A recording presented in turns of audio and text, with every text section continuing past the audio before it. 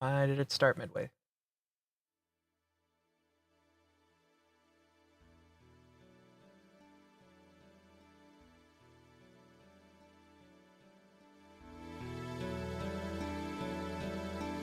The Continent of Steel is a mature-rated Pokemon tabletop campaign taking place in the PMD universe.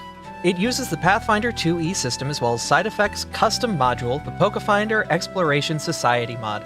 The campaign is played and streamed on my Twitch, twitch.tv/Abra. About 100 years ago, a small fleet of ships, the Grass Continent, set out. Their mission was to discover new lands and opportunities. About 2 months into the voyage at sea and fighting through heavy storms, they found a new land. This land was strange to the Pokemon, and under its surface lay a powerful secret. Metals so hard and pure, they were a geological mystery. Now Pokemon from all over flocked to this new land, known as the Continent of Steel. We join our second session. Oh, wrong tab. It always starts with a little scuff, sorry everybody. We join our second session as we see a Lucario in bed with a book and a pad of paper before him. He's slowly writing out what appears to be a letter. Dear Guildmaster Cyrus, I hope the last month has been well for you. How are Zorin and Sylvia? I wish you all the best there at the Guild Hall. Kinda miss you guys. As you can see by this letter, I'm safe and sound here at the Continent of Steel. I've made some new friends along the boat ride across the sea, and now we're learning more about Peridot Town and its leaders it has. Ember, Tobta, Sapphire, Volna, and Professor Ignatius Crust all seem to have their own strengths and duties. But they were all more than happy to join along with me to the town hall. We met up with the mayor, Charles Wildfire, and we are learning what they would have us do for the time we are here. We were asked to help out with some territory disputes with some wild Pokemon of the area, but we were given the rest of the day to prepare and to get used to the city, as well as meet the city leaders. We explored a bit, talking to many Pokemon along the way, and soon found our way to the lighthouse, guided by an Abra named Abby. Here we found a couple new friends, a Minior and an Unknown, which seemed delighted to join us. After a bit of work and exploring the city more, we soon decided to call it a night and head to the tavern, where we kept for the evening until the home that they were preparing for us would be ready. Ember went upstairs and the others stayed downstairs to enjoy the entertainment of the evening. I followed Ember, wishing to discuss things. I spoke in depth with Ember, trying to ease his nerves a bit. The Typhlosion was very uneasy through a lot of the exploring, so I hoped to calm him a bit by explaining a bit of my own story. It seemed to help, but I'm unsure on my own powers still, so how can I help someone understand when I truly don't understand myself? Overall, I feel things here should be fine, as long as these new party members of mine don't get themselves into any trouble.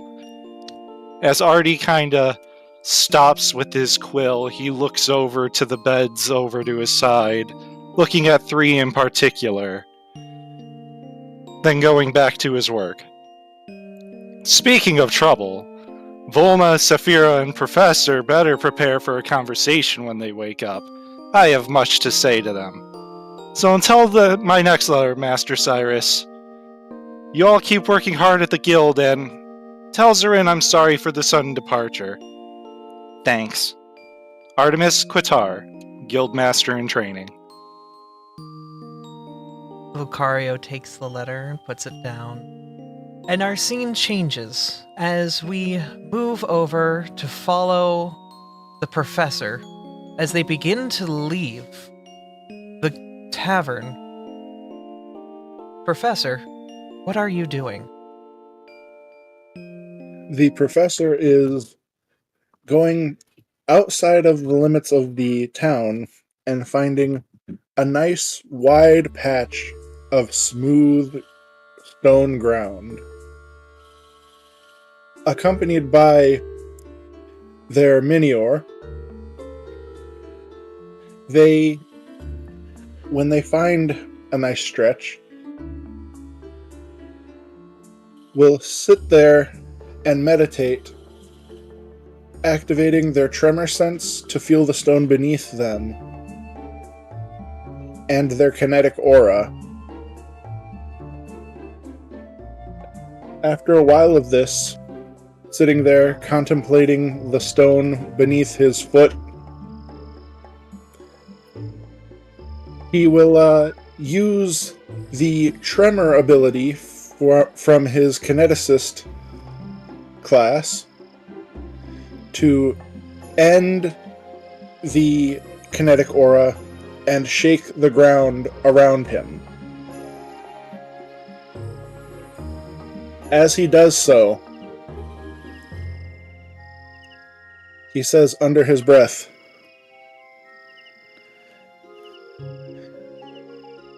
"It is good to be back to feeling nature. I should probably get back before the others get too curious." And he will just turn around with the minior following him once again and return to the tavern. All right. As you enter the tavern, it is about midnight, and as you enter, you see a familiar shape walk down the stairs. Ferris, what is Ember doing? Ember is, he was having a little trouble sleeping. He is on his way to sneak out of the tavern and kind of freezes as he sees the professor lock eyes with him. And the professor, seeing Ember there, will lock eyes with him as well before using one of his stone hands to put a finger up to his mouth in a shushing motion.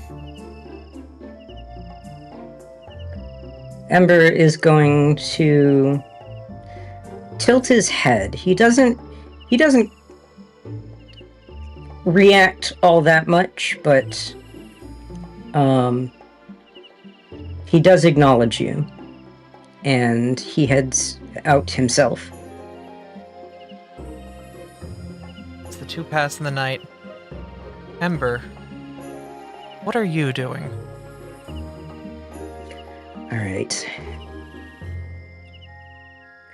As the moon ascends the night sky, a certain restless figure slips his way out of bed. With a practiced effortlessness, he shimmies open the old wooden door without a sound, which whispers shut just as quietly behind. His light footsteps make no sound, and he needs no light to find his way out of the tavern. This creature of the night is most at home in the shadows. The hooded figure steps quickly as he moves down the winding path through the sleeping town, slipping down alleys and making his way to the plains past the wall. He searches for a short time, but not for too long, as he can see his target not too far away. The Typhlosion ascends a small hill that he found, rearing up on his hind legs. From beneath his traveler's cloak, he raises both of his paws and shuts his eyes, standing stock still as he listens and senses. He stands this way for 3 hours, seemingly uneventfully, perfectly still and unmoving under the twinkling stars, save for the single tear that rolls down his cheek. Ember, can I have you make a perception check? Yes, you can. 1 second.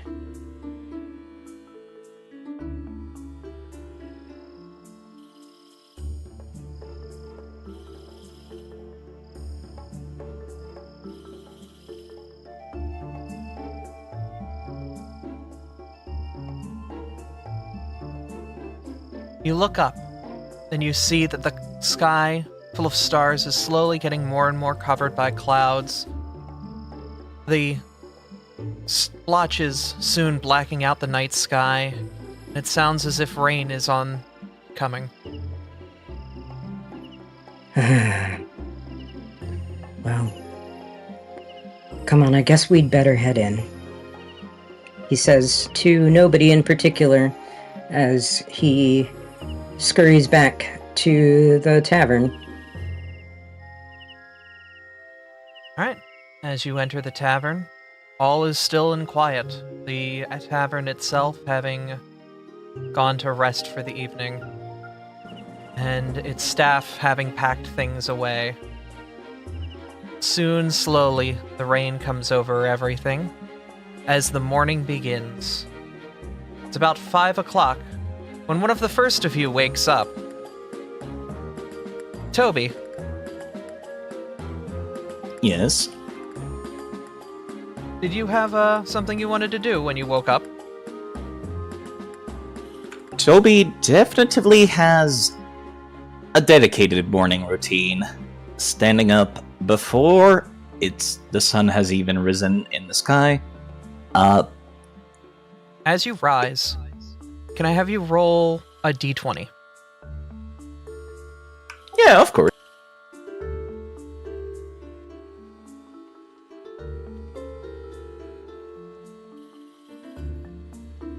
Nothing happens. Alright. It's just a normal morning with the rain slowly pattering at the roof of the building. The rain. Toby would very quietly leave the room after sighing, followed by a mischievous little friend that he's made the last time we were here on the continent of Steel. How is the inside of the tavern at this time of the day? It would be about, I would think, 6 a.m. The tavern staff are slowly getting up and getting ready, but it looks like generally the normal people that are in and out of the tavern haven't started coming in yet. Passing by them, Toby will very cheerfully say, much louder than it should be, "Good morning! Good morning! Good morning!" And upon realizing that his plans were, for the morning, a little ruined, decide to sit by the window and just open up his spellbook and take a look inside. Relaxing. Artie, as you sit in bed, your sense of aura feels your companion Toby start to wake up. Artie's just gonna kind of smile. Kind of had a feeling that Toby would be the early riser of the crew, like he was. After he would finish his letter, he would kind of set his journal and the letter down, fold it up, put it in the envelope he had, get it ready for sending, and just kind of stretch a little bit before actually heading to what was the edge of the bedroom. And just kind of waiting.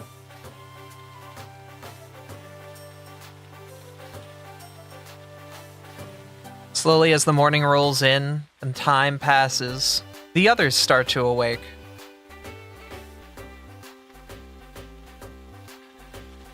As the other three in the bedroom awaken, they see a Lucario, arms folded, staring intently at them all with his foot tapping. I'm sorry, did I oversleep? No, you're fine. That's fine. I don't care how long you sleep. Everybody needs rest. But, Professor, you do have some explaining to do. Where did you go off to in the middle of the night? It's been a long journey. I wished to have actual nature underfoot. Artie'll shrug at that. Well, that's fair. I can get it. We're at a new place. You gotta explore. I don't blame you there. I know Ember went out too, but overall he's been dealing with a lot, so I'm sure he just needed some time to breathe and be himself. However, his glare returns as he looks back to all three of them. I believe there's a certain person who deserves an apology from you three. He talks to Volna, Professor, and Saphira. I regret nothing. Oh, I was just being fuel to the fire, but She's still a little tired as she's just getting out of bed. And what would I need to be apologizing for, if I may ask? Artie will stand up straight, just kinda looking them all over.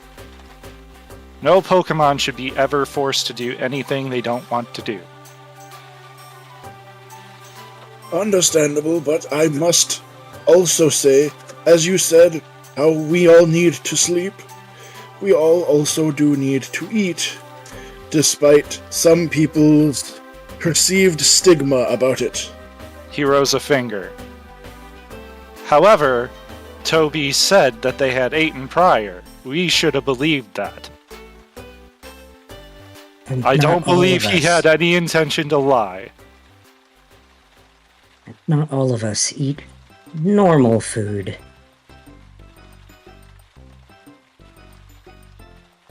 In any case, whether you do or not is up to you, but I felt it was worth bringing up, and it's something I strongly believe and will openly enforce is you don't force anybody to do anything they don't want to do. And with that, Artie just kind of smiles at the rest of the group. Other than that, let's figure out what we gotta do. Get some breakfast, have a good day. As the group gets ready for their various day, they start to head downstairs where they can find the various tavern Pokemon all in discussion.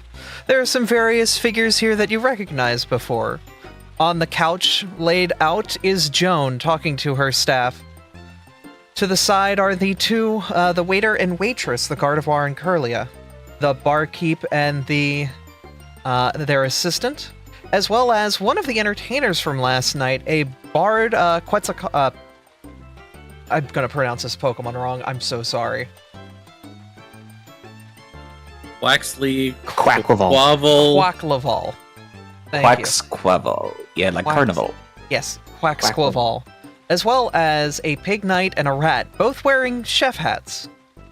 She quickly discusses things over with them, basically lays out their day plans before they break and head off, heading in various different directions to begin their duties.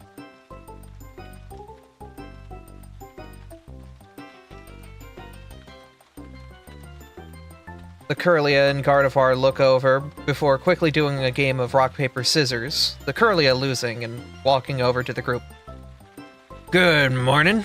You guys need any breakfast? We're getting things started for y'all. I'm starved. Food sounds good. oh yes, please. Overall, if we're going to be doing a lot of journeying to where we gotta get to, then I'd rather have a full belly at the beginning, Yes, please. Yes, as they do say, an army marches on their stomachs. Alrighty, I'll get you some menus and I'll be back, he says, quickly walking off and heading over to the kitchen. Slowly you see other people from the town slowly filing in to get an early breakfast and whatnot. You see Toby, by the south, staring out a window as well.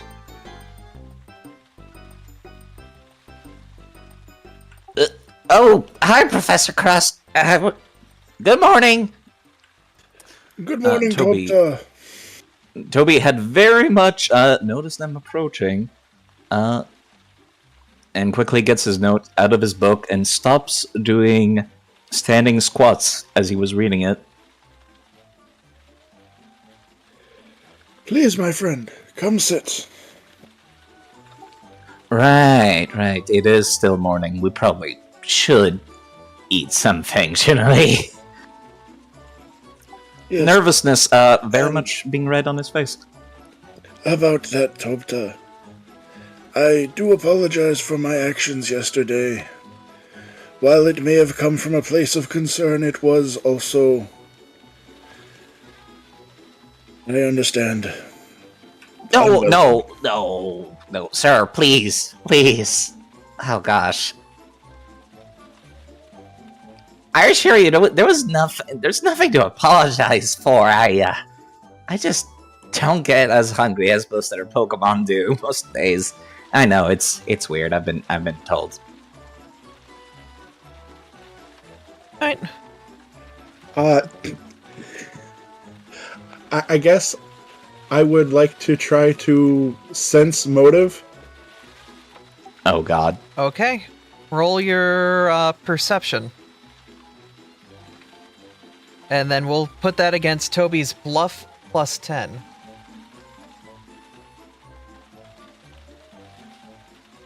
All right, I'm gonna send you the roll just so that way I don't know if I'm getting the truth or not. Okay. I have to find Toby's sheet real quick and figure out what they're... It's -1, so that would be a 9. He seems like he's telling the truth.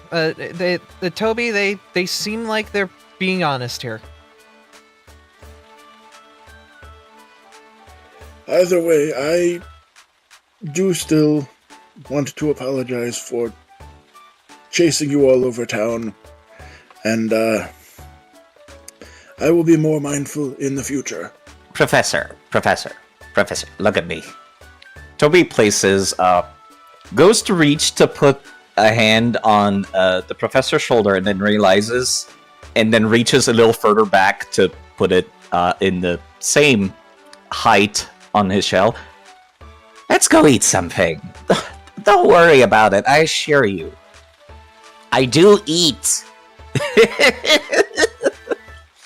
He snickers before making his way over.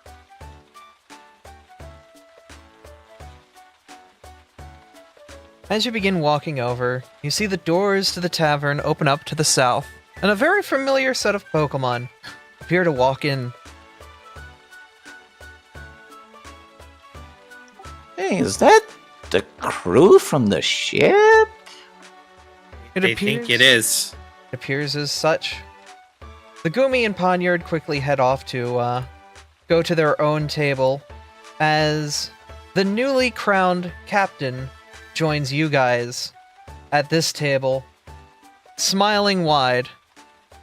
Oh, it's been well here, fellas, but unfortunately it looks like the Pearl of the East is going to be setting off back to the Grass Continent for a supply run.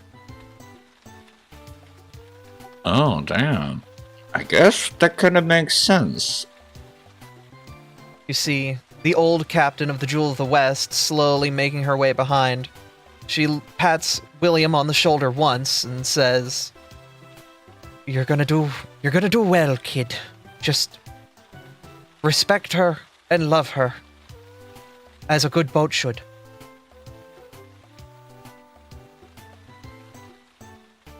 Before she quickly for an old woman, walks over to the bar and sits between Ember and Artie at the corner.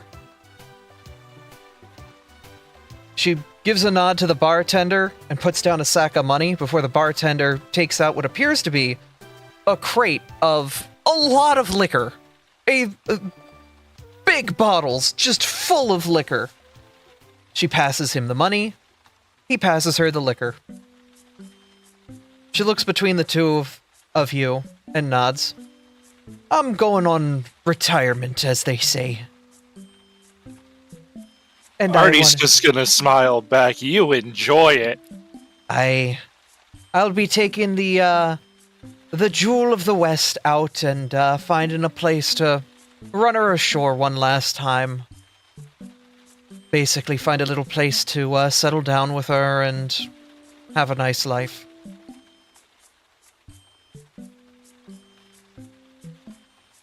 She looks at you, Ember, for a moment. I really hope that you manage to... that it goes well for you. is what he says. He seems to not be able to come up with the right words, but wishes her well. She puts one of her flippers on his side. I will say, you need to come out of your shell a little bit more here. I know you've got a lot on your back, but don't be afraid to be the you that you were, you know? She turns and starts to hobble away, her liquor and her flippers. Ember turns to look at his drink and stares pointedly at it, lost in thought. Then soon she heads out. The captain and their crew quickly taking seats and getting themselves some breakfast, while old captain heads out, disappearing into the city streets. You can hear, as you begin to go through your various breakfasts, the familiar bell of the Jewel of the West, one last time, before the ship sets sail for its last journey.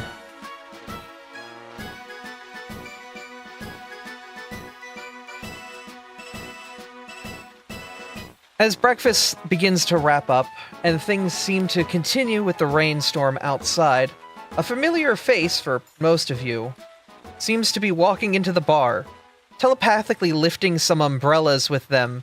They quickly scan the room before walking over to the group. Nevin approaches you all with a big smile on his face, the umbrellas floating behind him. One wet that was opened, the rest kind of cuddled together in a group. Oh, it's great. It's a great day, isn't it? Today's the day you guys go on the adventure the mayor's talking about, right? It is? Oh, right, that is today, isn't it? Oh. Yes, I know we are here to settle a dispute with some locals. Aye. The rain, I heard, should be letting up in the afternoon, so it should be pretty dry after that. But I brought you some umbrellas for the time being. I hope there are some assistance. And he'll individually pass each one of you guys umbrellas, only having 5 on him, as he hands one to Artie. He then looks at Ember and tilts his head. Ember is still staring at his drink and is doing his very best to exude, I'm not with them. He does not... Volna... Oh, go for it, Volna. Volna will stand up from their seat, place the extra umbrella next to Artie, and then sit back down. Okay, well, when you guys are ready, and he'll kind of sit at this seat, I can walk you guys all over to the town hall if you want, or if you guys don't need help, I can go do something else for you.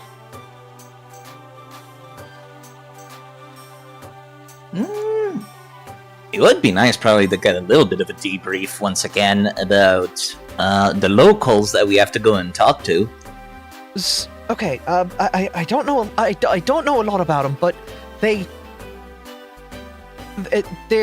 are native Pokemon to these lands, and they have tribes, and they've been living here for tons of years. And when we settled, the settlers that came, they made deals with them to make sure we didn't really cause any problems. But the problem is, the leaders that we talked to back then aren't here anymore, and well, unfortunately, the new leaders aren't as talkative. They like fighting more than talking.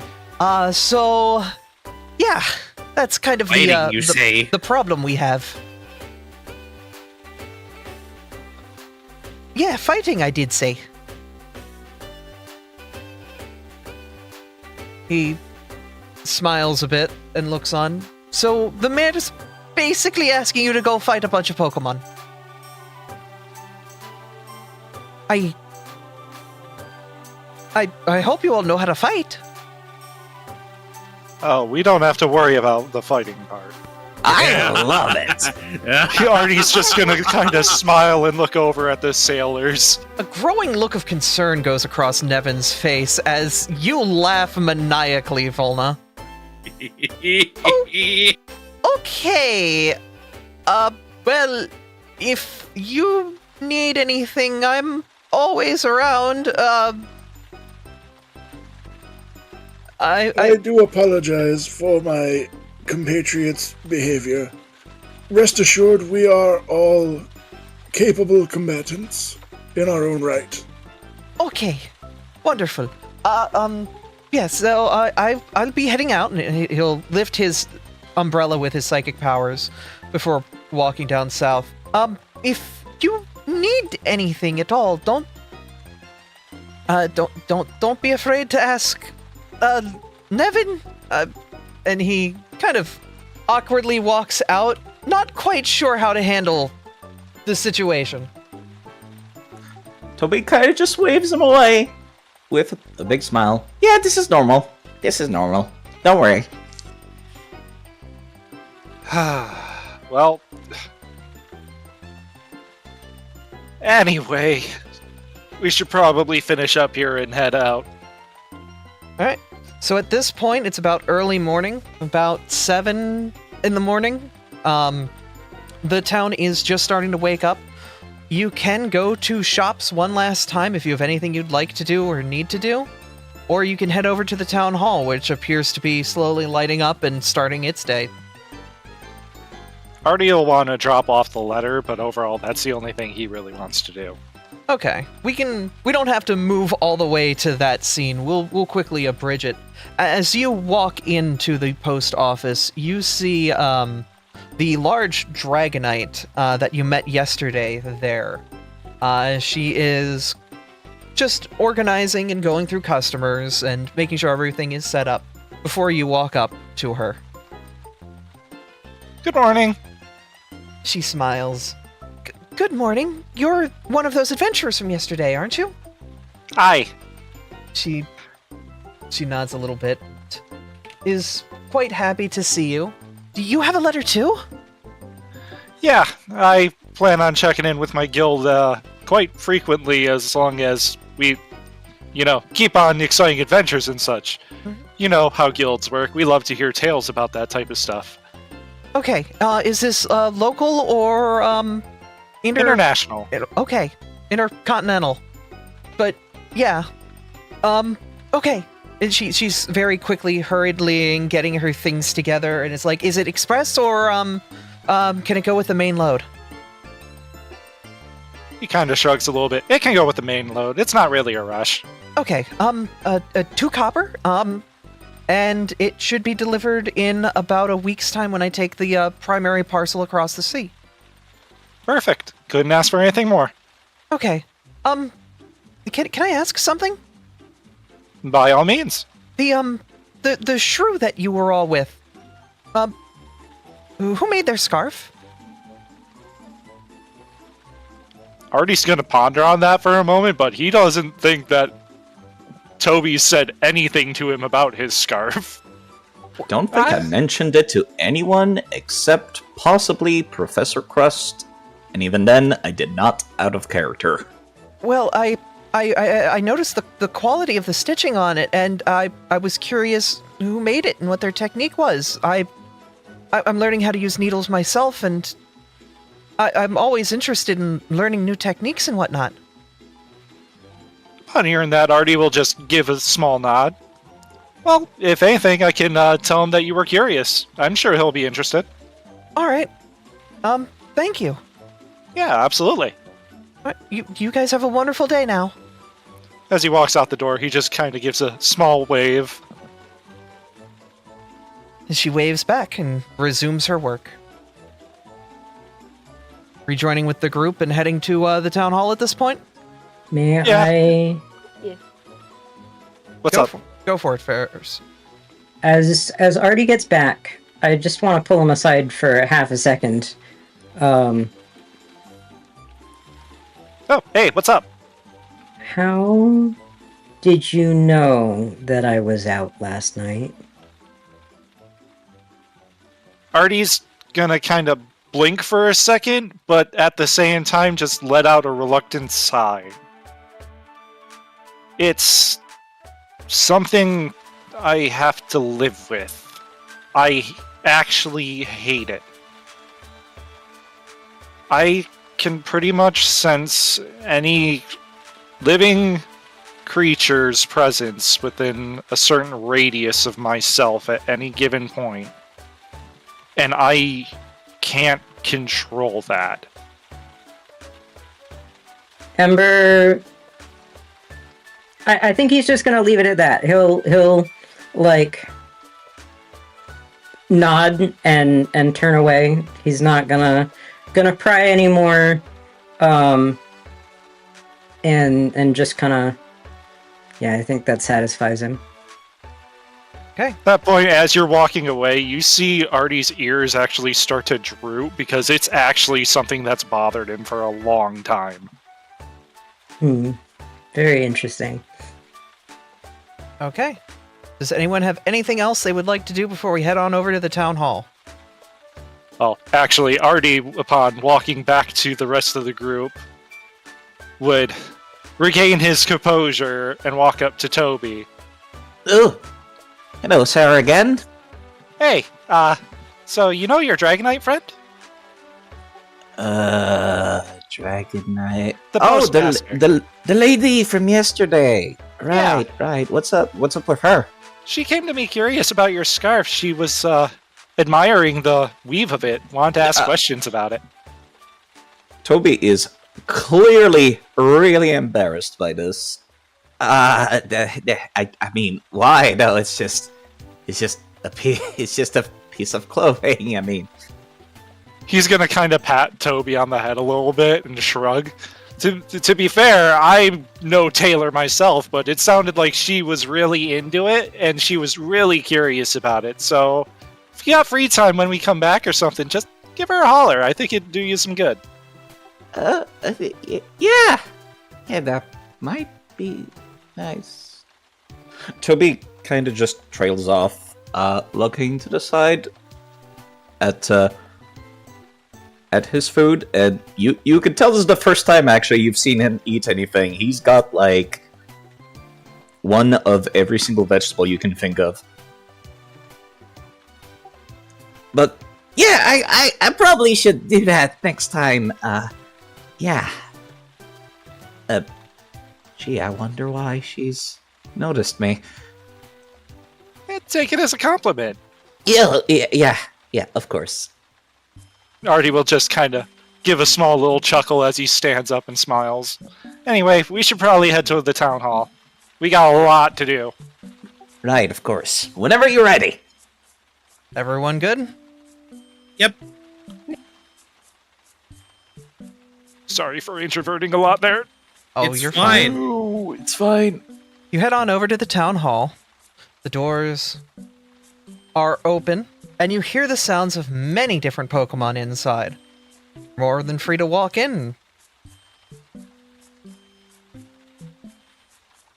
I want to point out that Ember is going to walk in with his hood down, which should surprise everybody. You haven't seen him keep his cloak hood down like maybe twice in the entire month that you've known him. What does Ember's hair look like, Undenair? Fur, same thing. Good question.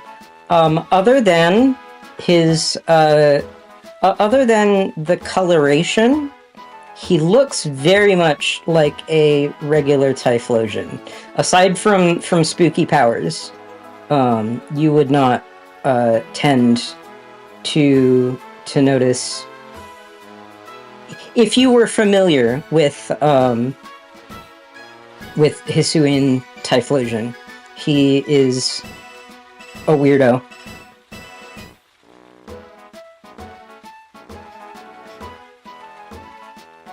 As you begin to walk in, you see that the town hall is quite alive this morning. With the rain outside, a lot of the services that normally happen outdoors are stuck to work inside today. To the right, as you enter, you can see a familiar face, as Marcus is going over blueprints with Pokemon that you can kind of remember from the construction site yesterday. He's quickly going over things and looking around at the maps. He quickly notices you all, gives a little nod, and continues at his work. On the opposite side, to the left, you'll see that Jack McCandy is instructing what appears to be a fleet of police officers, just going through their business, doing roll call. He calls each one's names as they stand up. The last one in the back appears to be a little bit more green than the rest of them, a young Rilu. But the others there, the experienced Nidorina, the Zoroark, the Ponyard, they all seem like they've got a bit more experience under their belts.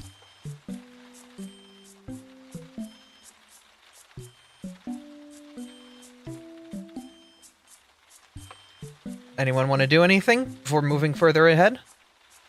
I want to do exactly one thing, but I'll let other people go first. I got nothing. Alright, so I remember this hallway. I was traumatized by this hallway, Abby. What do I need to do to, as we're going to the mayor's office, sneak by the chapel? Because he does not want to be perceived in any way down this hallway. Roll a stealth, and if you have any bonuses or other things you would like to use for it, throw them on as well. I will take a look at the collective perception of the group and ensure whether I will verify if you have success or not. There is also the abandoned box here if you would like to Metal Gear this. The box from yesterday. Regular stealth is okay. Oh, goody! That's a 7. That's a 9. That was a 2 plus 7. You have a hero point. It is a new session. Would you like to re-roll that?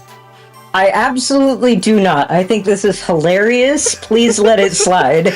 Okay. He doesn't want to be perceived, but like I want to do this is Emperor's New Groove, like Kronk doing the noises down the hallway thing. I love that. As you attempt to mask your presence, you seem to get more heads craning to look at you than you would have by just walking in, by attempting to be stealthy as you continue down the hallway. As you head to the next antechamber, you see that the doors are open on both sides. The library's doors should be open. There they are. As it appears as if Tessa and Abigail are talking to their respective groups as well.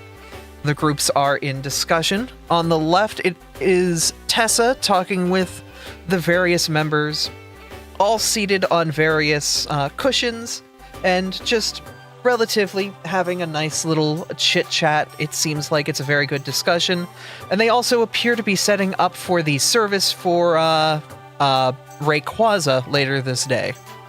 On the opposite side, you see Abigail is going over some more paperwork with various other people in the town. You see another rare sight, a shiny blue lichen rock over there, and you can also, if you get a little closer, you hear the familiar voices of Ronald and the other members of the Geologist Guild. I did have something I wanted to ask the geologists about. Now would be a good time. Yeah. I mean, we're going to be leaving for a while, so if you have anything you need to do, now's the time to do it. You said on the right? Yep, in the library. Artie will follow, so he's not alone. Oh, the professor is eagerly going with. I kind of figured you would. Ember is going to slide into the mayor's office and hide behind the wall. Okay, you are going to stealthily walk into the mayor's office and just stand there? Yep, he just doesn't want to be in view of the chapel, like, at all, ever. Okay, Okay, the rest of you enter the library and see to your left a very familiar trio of Pokemon. It's Ronald and the rest of the Geologist Guild. You see before you also what appears to be other members of the Keepers, discussing various paperwork and blueprints with the Abra.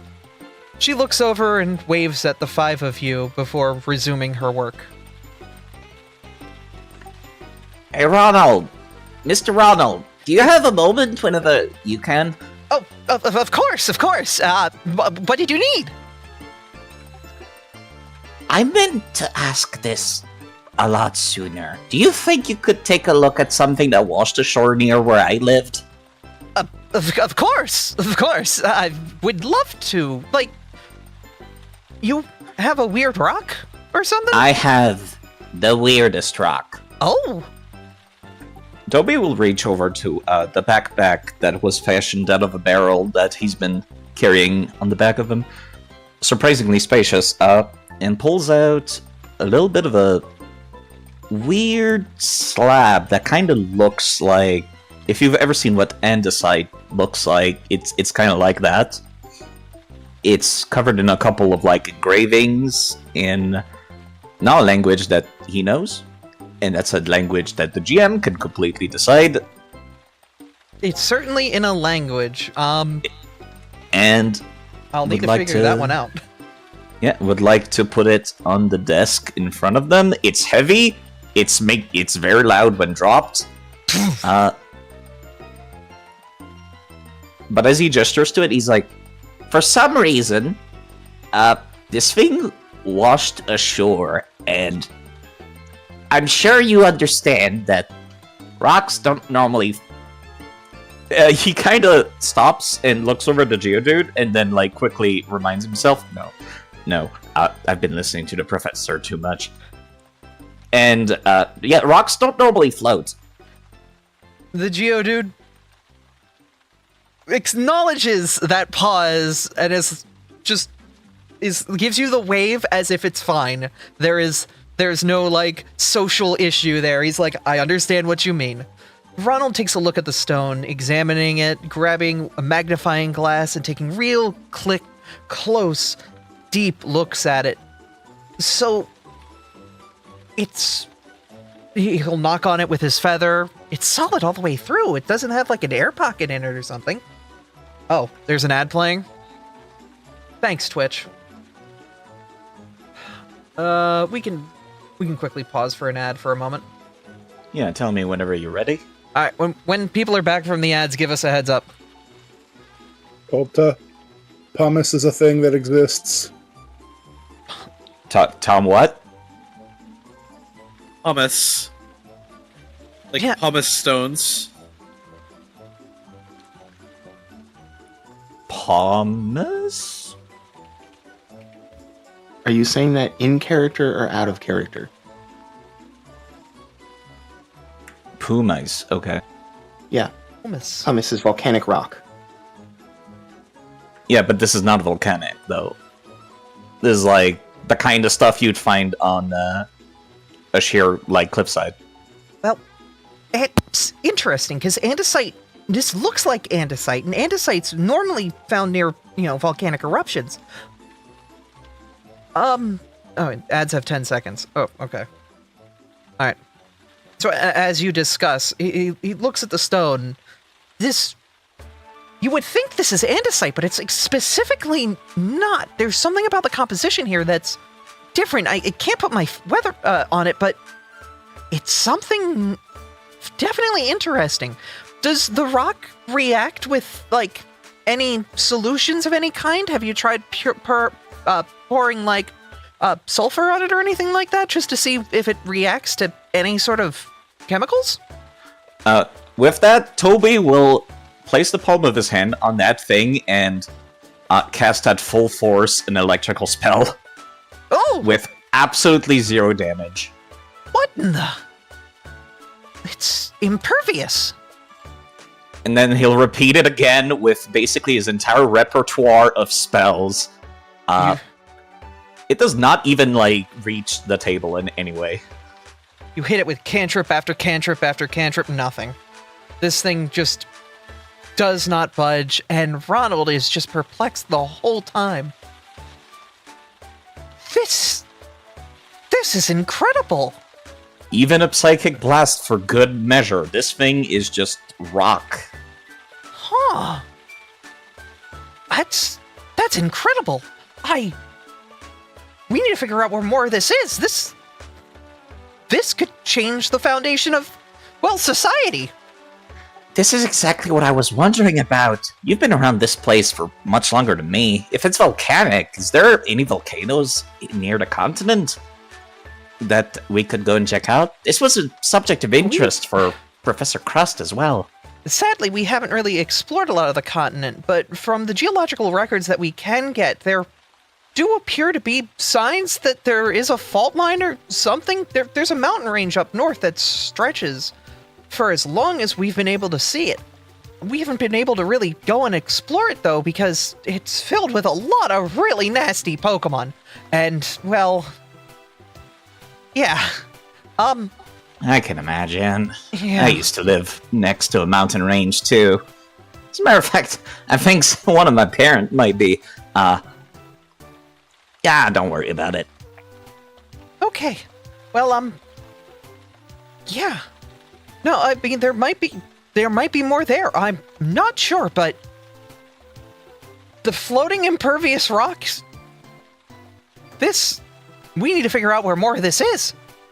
I'm more interested in the engravings on it. It's only a small part of something that washed ashore, kind of like a big vault. Nothing I could do could get me inside, and it looks like it was part of some kind of old building. I'm fascinated. I really want to find out.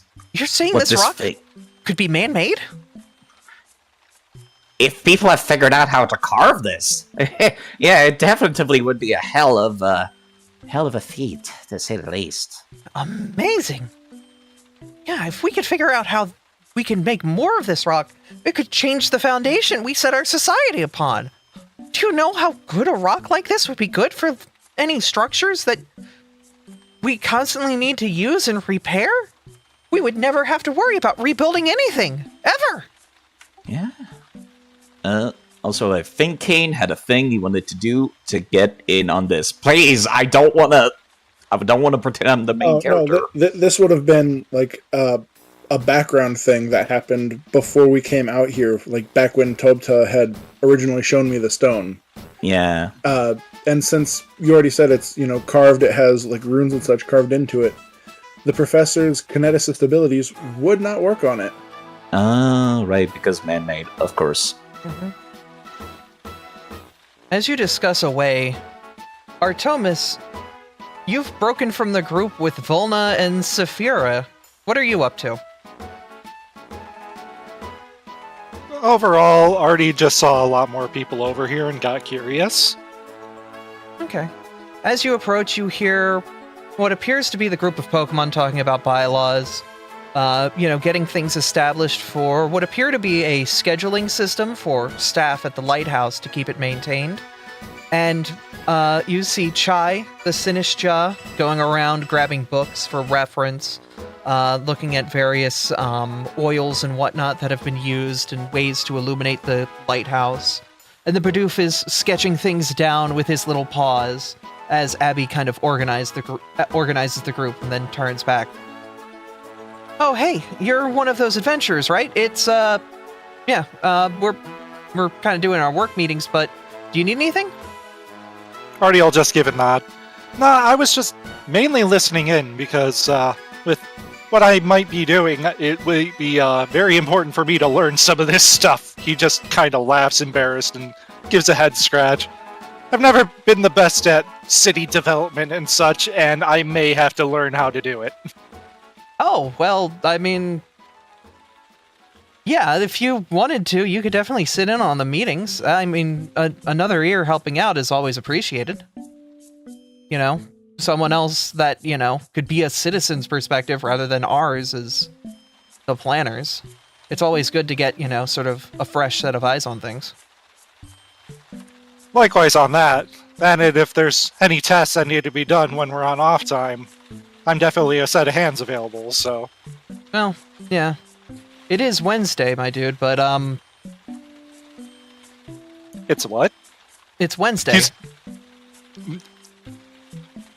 The middle of the week. But, yes, but that last part. He's just gonna kind of blink at her. Okay. Volna can be heard chuckling behind Artie. Saphira was 100% giggling at that. Out of character, Abby, WTF. She continues at her work. and gets back at things, but she nods. If you guys want to sit in, you're more than welcome, but yeah. If the mayor's sending you out today, you'll probably be back on, like, Friday? So, I don't know. Hopefully, he'll give you the same weekends we get. He'll shrug. We'll find out the details when we get in there, I guess. I don't know, you could ask him for anything and he'll probably give it to you. Just don't exploit that. Had no intention. Good. Alright. But yeah, Artie will just take a seat for a minute as they're discussing everything all the way on the left side. Okay. Does anyone else would anyone else like to do anything here?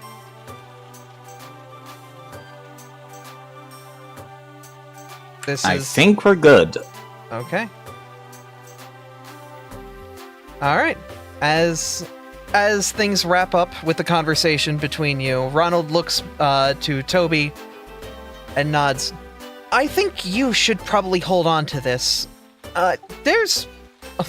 Well, okay, I know it is thinking a bit like the mayor, but, there's lore about, Pokemon finding magical rocks and holding on to them for a special thing. Maybe this rock has something to do with you. Wouldn't that be funny? Toby says as he puts it back into that barrel with a ka-chunk noise. Before turning back around, getting ready to leave and say, maybe it's the key to some kind of magic ship or something. I'll see you later. Yeah, that's totally it. Like a flying Lapras. God, could you imagine? It'd be crazy. As Artie sees the rest of the group starting to leave the room, he's just gonna slowly get up from his seat and just give a subtle wave as he walks away. Doesn't really say anything to interrupt the conversation. Abby pauses, gives a wave, as do the others when they notice she's waving. And soon... Oh, perception? Okay, Professor, what was that perception check for? I think you forgot to press the button for push to talk. Oh. It was supposed to bring up a dialogue box so I could blind roll it for the GM, but Abby, I believe you know what this perception check is about.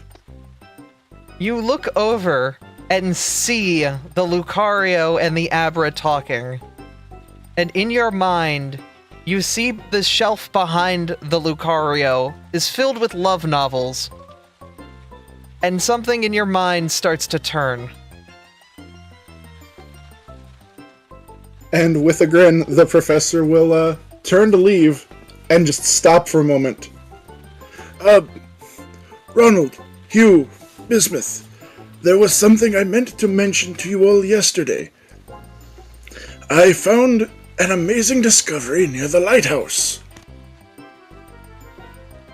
And the professor will take a hand, reach it into his pack, and bring out Pebble to show to all of them. Oh, look at that! I don't think I've ever seen a meteor before. I've heard about them. They come from space, right? Right, and it's an incredible opportunity. I'm going to have this with me, learn as much as I can, and I will make sure to let you know if I find anything interesting. Professor, can I have you make another perception check?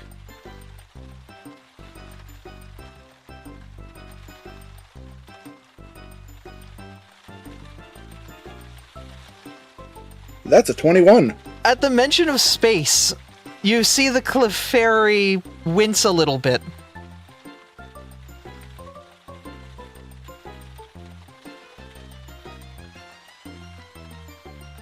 That's all. The professor will just give a small apologetic glance at Hugh before excusing himself and going to join the rest of his companions. All right. Ember, you've been standing in the mayor's office awkwardly for about 5-10 minutes now. Ember, as you walk in, the mayor, as well as the secretary and Aurora Wildfire all look at you. Well, hello there. Where's the rest of your group? I don't know. They were right behind me, he says. I do want to point out, for everyone watching, and especially observers, that for whatever reason, Ember is going to look literally anywhere except at the mayor. All right. He for whatever reason is not able to look at the mayor. Okay, well, I guess we'll wait. Maybe they're in the little Mons room, as they call it. But yeah, I hope your evening last night was good at the tavern. Did you guys get to meet everybody? Thank you. Yes. It was actually pretty good. The accommodations are quite nice. You can extend my gratitude, especially to the barkeep. He does a good job. Oh, that's Barkeep. Like his name is Barkeep. Yeah. Everyone they just want to be called Barkeep. Interesting. It takes a lot of different Mons to make a town.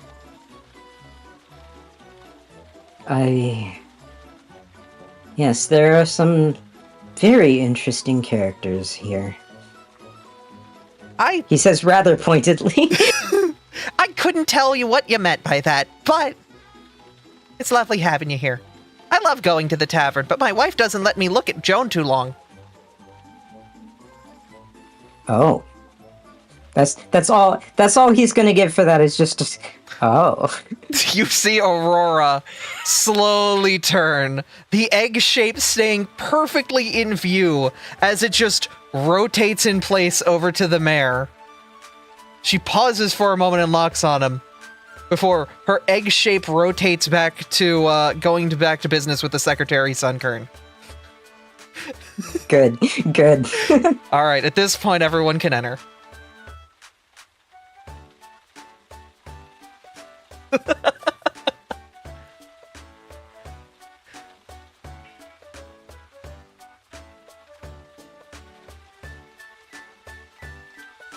As the group enters, the mayor smiles wide.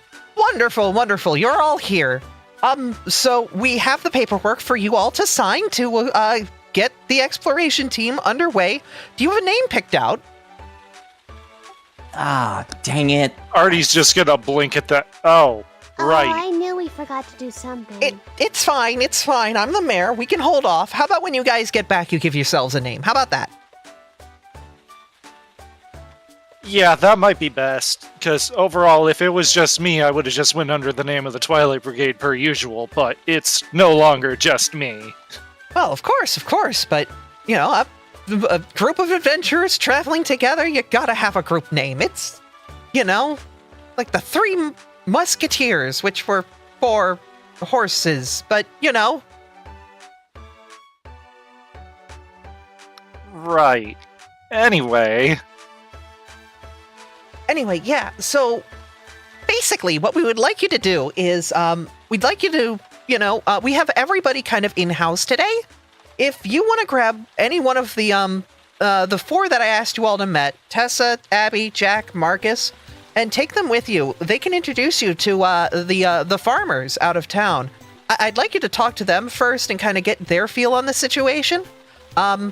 Basically, they're trying to expand their lands, but the wild Pokemon aren't too happy about it, and we need to have that discussion. But, you know, whoever you take with, we'll be able to kind of introduce you, so you're not just a group of random Pokemon rolling into there, you know? That's understandable. At that point, I mean, I don't want to take away anybody from their duties, so if anybody's busy, I would rather not pick any of them. Not really on days when it's raining.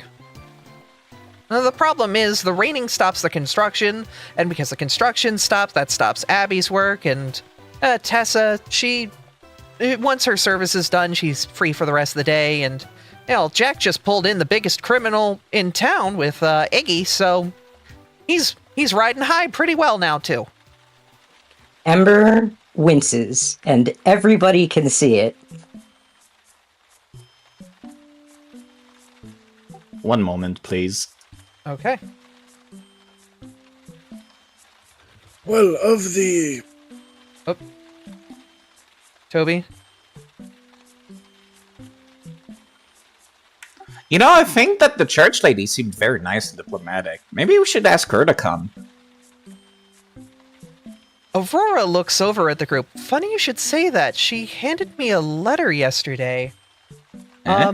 She walks over and hands it to the group. Would you like to read it?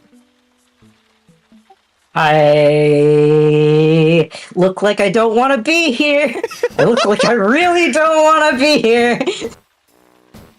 Would be weird to receive a letter and not read it. I was gonna say, is she handing the letter to Toby, or who is she handing the letter to? Probably to Artie, because you are the closest one to her. Artie would read it silently before deciding to read it out loud, I feel. Okay, I will send you the letter, and you can read it aloud if you would like or not. How about that? Oh no, okay, but what do I have to do?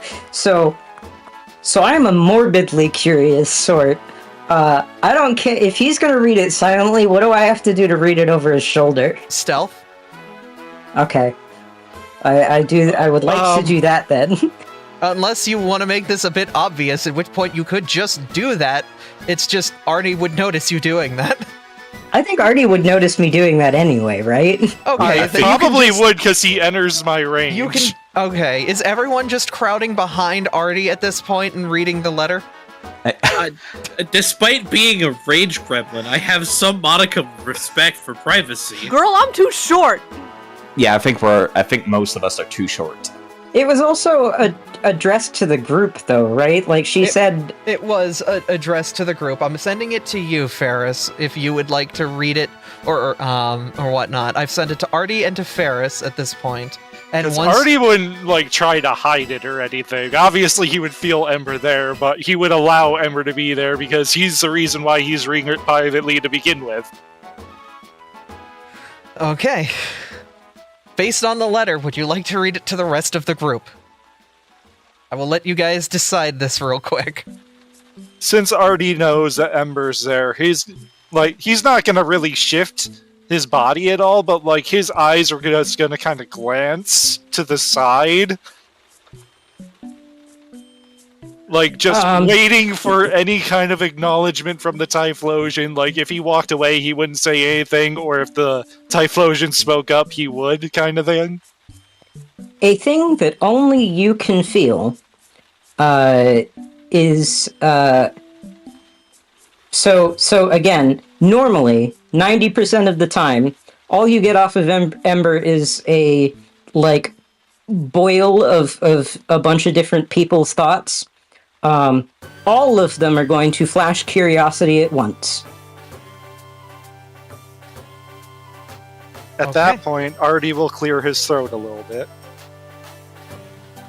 I wanted to take a moment to apologize for any actions I took yesterday to offend you all. I didn't mean to cause distress for you or your companions, and I wish to apologize. When the group has free time, I would love to have an evening where we can sit and enjoy conversation and incense together. I hope that we can continue on a better footing together, and we climb over any issues that may rise in our working relationship.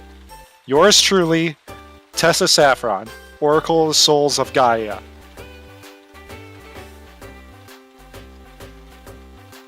Artie will just look up from the letter to the rest of the group.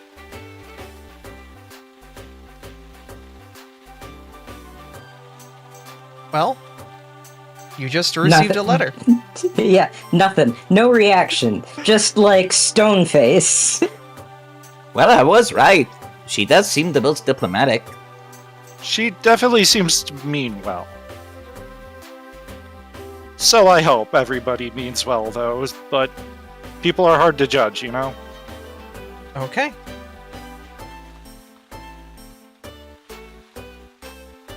Now, I do have a suggestion as for who comes with us.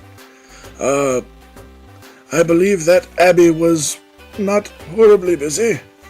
And the professor is going to say this while just maintaining eye contact with Artie. Artie, can you, This isn't even me this can time. you roll perception to see if you notice what the professor's laying down? Or would you like to choose to fail this? You can always choose to fail a roll. Yeah, you could just roleplay it and say you don't notice. Artie is going to do like the frog in Futurama. Just blink one eye, blink the other eye, head tilt. We love the frog blink in this house. Like, what the heck are you going on about? You know what? I don't want to know. Okay. That's just what's running through his head right now. Okay, so it's 1 vote for Abby, 1 vote for Tessa. Would the rest of the group like to chime in with their opinions on who should come? Let me cook for a minute. The rest of you are free to speak. Oh, you're cooking? Okay, I okay. need to think of how to answer this. Volna has has no strong opinion one way or the other. All right, neutral party. Ember.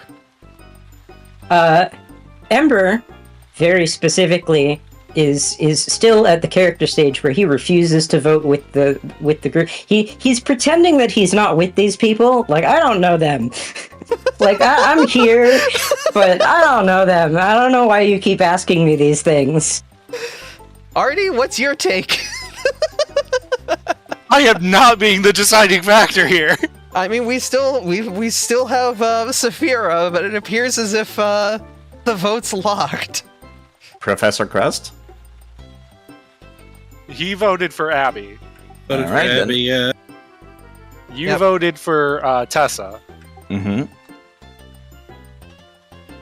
Artie's Vote. just gonna look at Saphira like, help, get me out of this situation here, make a vote.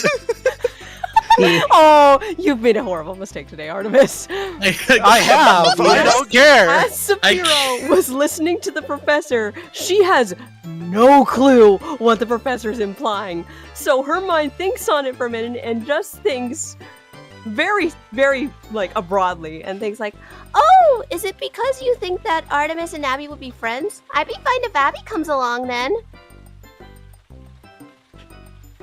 Well, it sounds like people have voted. Okay. Does anyone have anything else they'd like to say here? Artie's Nope. just gonna stare and blink at the bug, then at the lava ooze in the corner. I'd like to note By out the of way, character. Before the professor said something, I was gonna vote for Jack, but after the professor said that, I just had to go for it. The whole time that the professor has been, like, locked eyes with Artemis, his eyebrows have just been going. I don't know if I want to see what the eyebrows, the professor's eyebrows on maximum overdrive look like. Saphira just looks up so innocently, like, I did the right thing, right? Ember's gonna look at you. I feel like we have a thing going, and he's just gonna smile and give you a little nod. Oh great, not you too! Alright, fine, Abby it is. Volna's over there just oblivious to everything that just happened. Yeah, same for Toby. Maybe we should start making garlic bread sometime together. Artie's gonna give, like, the anime cough before, like, trying to straighten himself up with kind of, like, his composure obviously not set in stone, but, like, he's acting like he's trying to. In any case, Charles, we choose Abby. All right. She should be free once she's done her morning meeting. If y'all want to just take her along with. All right. The All professor, as he leaves the room, will just quietly go over to the door to the chapel and quietly close it before nodding to Ember. That's adorable, thank you. It's adorable, literally. Toby's very confused by the gesture, but otherwise, whatever. Okay. You're gonna head on over and grab Abby then, or sorry, Ember. I'm just saying, if anybody else could sense feelings like Artie could, they would just be going ham with his right now. Fucking party. Well, it's Oh no, I think we can see just by looking at you. Saphira's clueless. She doesn't know what's going on. She just Yeah. Tip. I think most of us are like, wait, there's a thing going on? What thing? Is Toby blind and oblivious? Toby is half muscle-bound gym monkey and half nerd with nose in book. So yes. Oh boy, alright. So, just a little bit of background. After last session, I asked Abby if I could do a retroactive perception check to sense motive between Abby and Artemis, and got a natural 20. Aha! Oh my god. Yeah. We won't talk about the specifics there. Don't worry about it. All right. So, excuse me. There's a wave of Abra on screen. I have to get rid of them. I forgot I turned that on. Okay. As you all walk over, you see that what appears to be the morning meeting is wrapping up at this time, and the group is kind of getting their things packed away. Before looking over at the group, looking over at your group. Hey, Abby looks over. You guys are back. Did you have your meeting with the mayor? We did.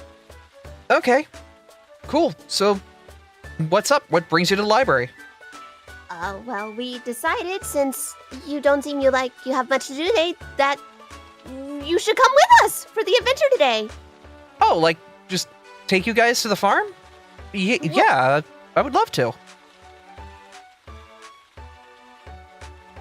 Okay, Professor, I will let you roll a d20. Alright, give me 1 second.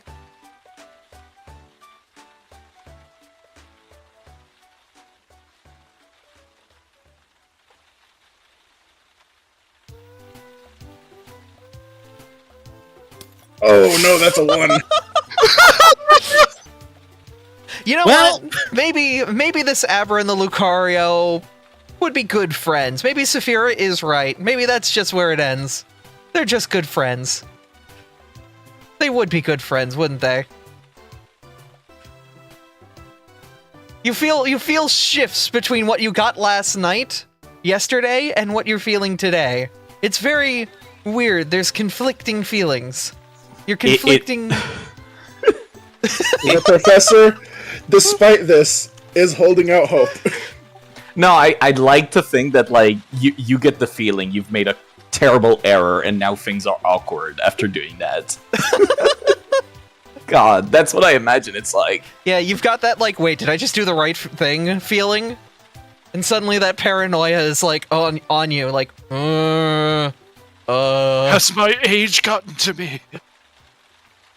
But the Abra happily walks over. She heads into this side room for a moment and comes out with an umbrella of her own. Sure. Shouldn't be that bad of a walk. Should only be about a half hour to get there.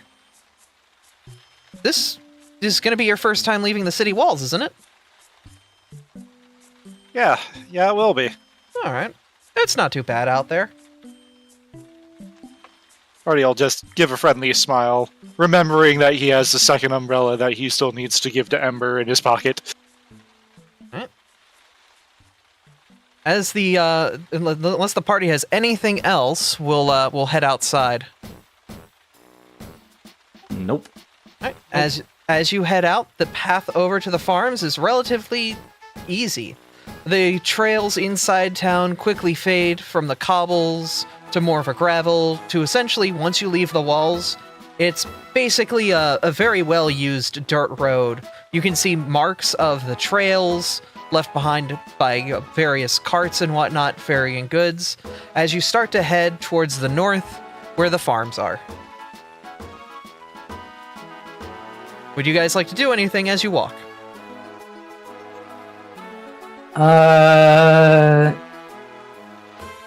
Has already given Ember that umbrella yet?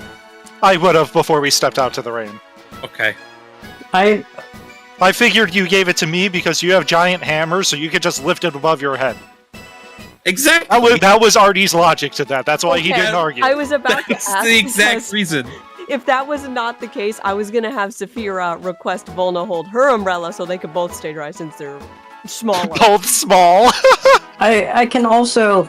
I have a small... well, actually, a medium-sized floating fireball as well. Yeah, but I don't want Blaze to get hurt. I was going to say, I don't think that helps much with the rain. I don't think he gets hurt in the rain. No. This is another out of the blue thing, but I'm pretty sure everyone in the party has noticed Volna carrying a giant forge on them at all times that a sentient fireball may enjoy staying dry under. A giant forge? It's a portable one, but yeah, they have a whole forge with them. What relation to Volna's body size is this forge? It's about the same size as Volna. Okay, then. word. And you're just carrying it all the time. Yep. Yeah, Toby is completely unfazed by this. We're just built different over there on that continent. Okay, then. The professor, as he's walking through the rain, is just a cloud of mist and steam as the rain hits his body and just evaporates. Oh, goodness. Abby looks to the group and then looks at the Lucario and the and the Venipede and is like, you guys are certainly something else, huh? I guess we're what we call a motley crew. Yeah, I guess. Huh. Oh, okay. Cool. Yeah. So, pleasure to meet you guys, and she'll idly make conversation as you guys walk along, heading soon out to the farms. As you see the grassy fields slowly start to part and the farmhouses on the horizon slowly start to come into view, you'll find... The scene decides that it wants to load. You've made it to the farm. The farmers look over. You notice specifically in Arbivola, Mudsdale, Breloom, and Gudra. Gudra was submitted by Reggie, thank you. All toiling away at their various work. The Mudsdale pulling large pieces of equipment behind him as he heads out to the fields, before stopping and turning to the group, as Abby begins to wave them down and approach. The Breloom and the Arvola walk over as well. Well, howdy there. The Mudsdale looks down at the group. Its towering figure, massive compared to the rest of you. So, Morning. is this the little party that's come to help us with our problems? Would seem that way. Well, aren't you the cutest little things? All right. Name's Whopper. Pleasure to meet you. The Nice to meet you Breloom, as well. Breloom walks over. Name's John. Nice to meet you. He extends his little paw, as does the Arborvola, Martha. The pleasure's all mine. They give a little bow before Abby looks on.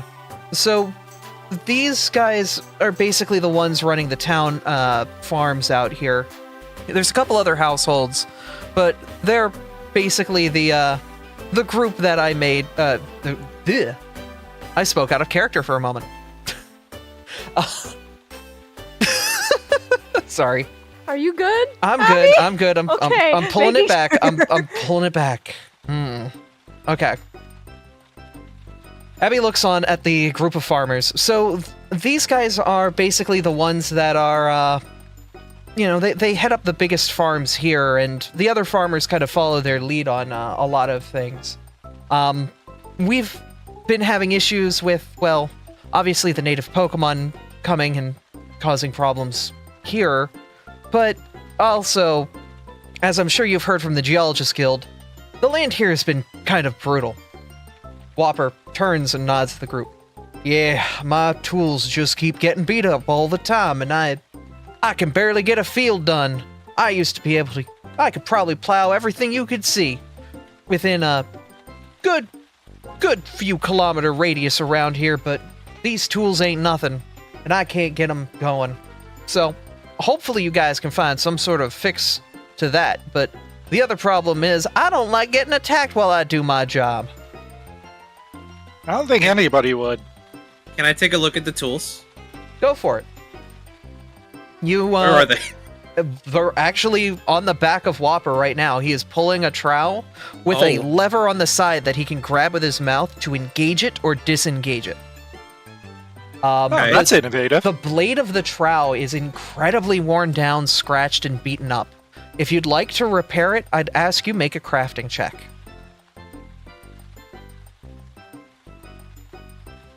One moment. I have a thing that may help here. Go for it.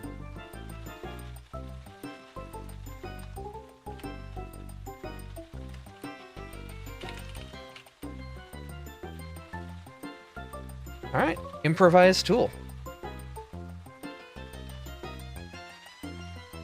I'd like to just straight up try to fix it. Okay. You can attempt to repair. Okay, so what is the repair damaged items without a repair kit? Yeah. Okay, so you will need to roll for that. It is still crafting, I've realized. Okay. But you have the ability to fix this at this moment. Yep. All right.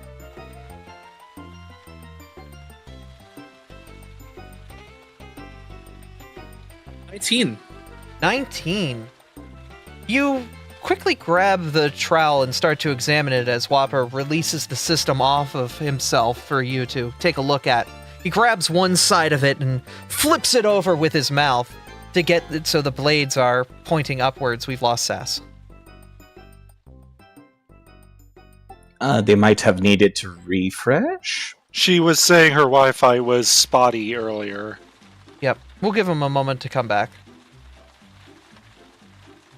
If it needs, if we need to spend a little bit more time, we can call our break here as well.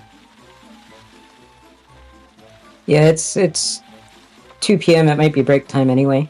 Yep. Okay.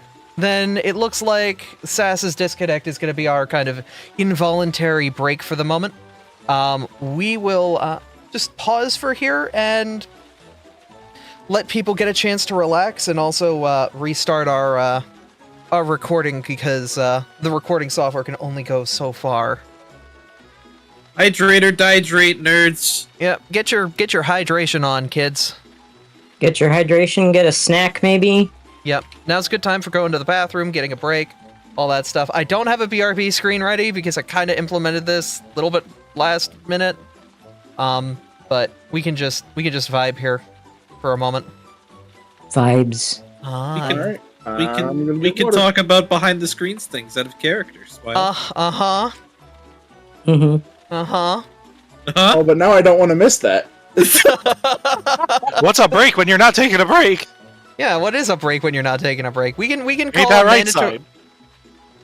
Wait, what's a break? Exactly. You never It's- take a break.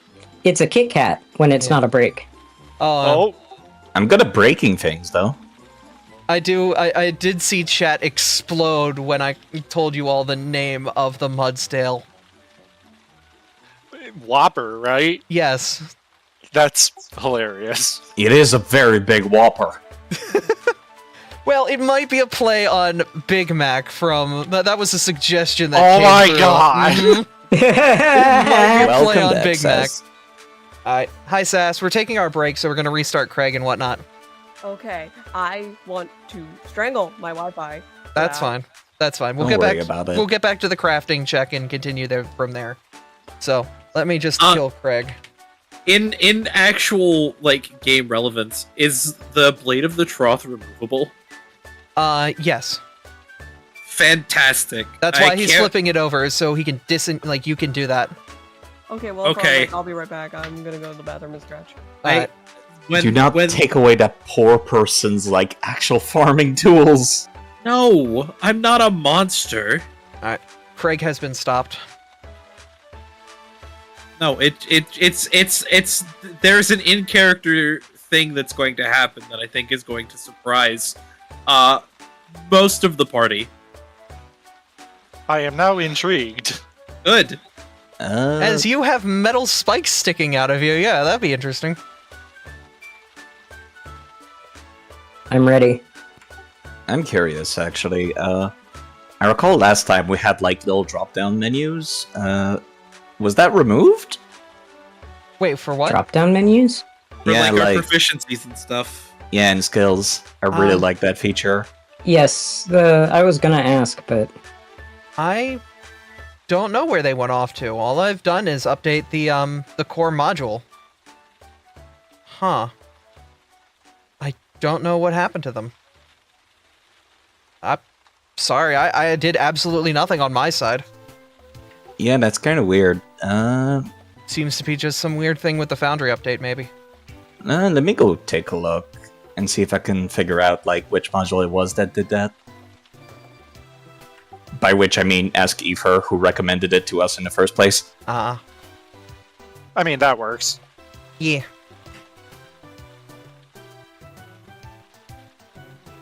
But I'm loving the RP, everybody. You're all doing so good. I'm glad this has been a bit of a slow burn, but a good vibe for everybody, you know? Like, we're having a nice time together, and Jesus Christ, Professor, rolling a 20 and then rolling the perception on like the romance novel. Okay. Yeah, and then it all got shattered by the flat 20 I had to roll that landed on a 1. Well, the problem is you've now infected the other minds of people that caught on. Unfortunately, no one caught on. I mean, and I guess anybody that was paying attention could choose, because it is, you know, very obvious whether or not they caught on, or it just went over their heads as to what you were insinuating. listen, we all know that Artie and Abby have to get together, right? We know. Doesn't mean it has to happen session 2 or Hey, session 10. I will just say I have done nothing but be myself. Yeah, no, literally we're doing nothing here but just playing the characters that we are, and y'all are Clearly. y'all are taking the action figures and going, smooch! Smooch! Now kiss. Week 1! Okay, look, I'm not saying it has to happen immediately. All I'm saying is we're at a farm. The professor is sowing the seeds. I hate how good of an anecdote that is. I don't want to think about the professor's seeds. Abby. Relax, they're all St. Rupert's drops. Oh. I see.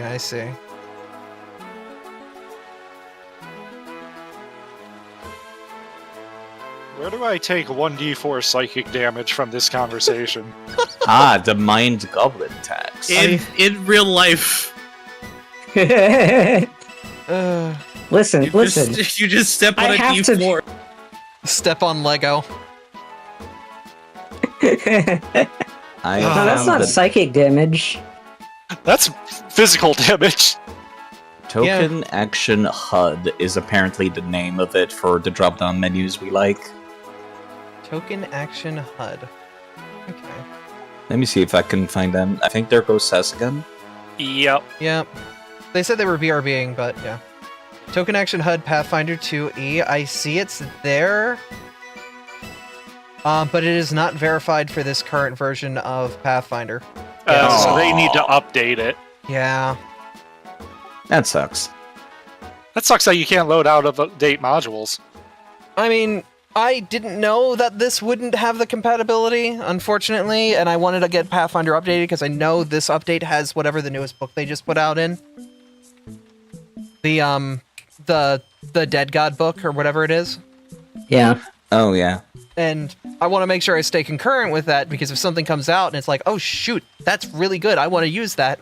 I don't want to limit it because we're waiting for a module to come out. The game can still run, and I want you guys to use the cool buttons. You know, funny you say that. It is adding new stuff that you might like.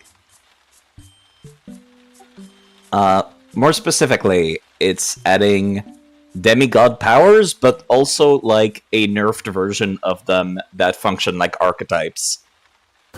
Huh. But also demigod power rules. I mean, for like legendaries and all that, that could be really cool. No, for players. Yeah, like players can tap into a god's powers. Even better then, holy fuck. Yeah. I was just thinking for like NPC bullshit. No, I think it's great because you can give them to enemies as well. Artie, there's fresh cinnamon rolls downstairs. You want me to go grab you one? I'm so jealous. I'm incredible. Did you bring enough for the class? I don't know. Can you get your butts up here? And Yeah, then you'll give me take 8 out hours. 4 Ferris, when you hours, coming yeah. over? Yeah, Ferris, when you coming over? Yeah. Yeah, Mizu, when you being next door? Sometime next year. Okay. Well, that's good because it means you'll be on my local internet by then. Literally. Yep. You could just jump over into Literally. the house Wi-Fi. Yep. Do you make enough for chat? There's 30 people here. I'll message my housemate. They might need to make more. But yes, I would like one. Okay, I'll go get you some. Now you Apparently can have Sass conversations is- without the DM. Sass is doing a modem reset, so it will be a bit. So hi everybody, hi chat. Yeah. Hi, no, everyone. This has been, you know, the professor using a little bit of meta knowledge to just The professor's heavy-handedly trying to force Abby and Artie's canon event. A little fast? no, like I said, the professor's not trying to make it happen immediately. The professor's just trying to get the ball rolling. This is the Heavy-handling- first real session! I'm not wrong. I'm just here. You sure are. Is my audio still okay? You're We fine. can hear Yep. you, yeah. Okay, yeah. Discord sometimes freaks out when my... Yeah, just... Never mind. As long as it's good.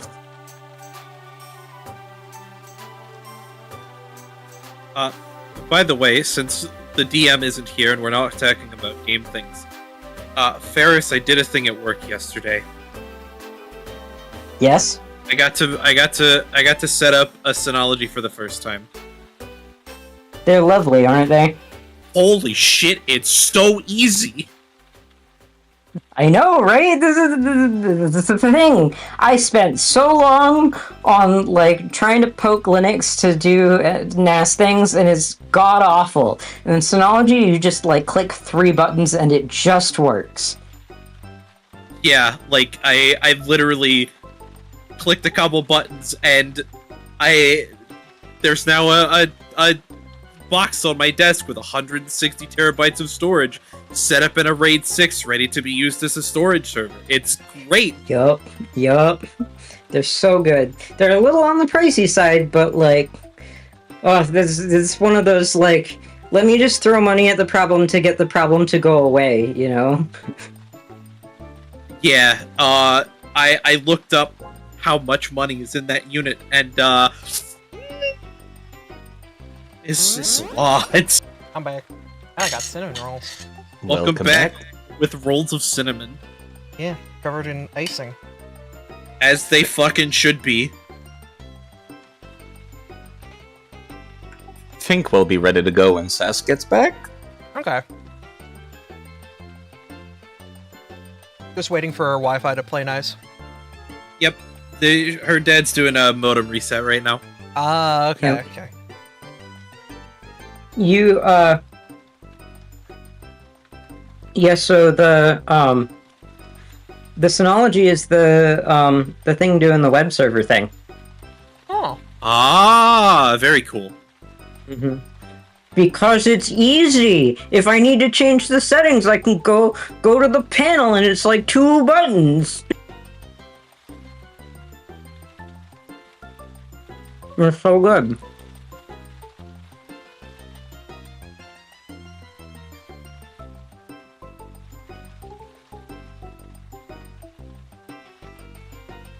Normally, this would be the part where I ask around, like, hey, did spellcasters remember to prepare spells? And I remember I'm the only spellcaster that prepares spells. Hey, spellcaster, did you prepare spells? I sure did! Mm-hmm. Excellent. Also, welcome back, Sass. Are you done, Wi-Fi, you son of a bitch? We should be ready to go whenever Do we have Craig going? Whenever Yeah, Craig is Nope. ready. And there's an ad break that's about to start in 2 minutes, so I'm gonna hit the button now. Yeah. Bye-bye, ad time, and we'll get Craig up. Ad in progress, 1 minute and 30 seconds, so this is a good... This is gonna put my own stream in jeopardy if this Wi-Fi is gonna be doing this all night. I'm sorry. Now recording. Oh, there it is. Now recording. Give everybody the hello. link.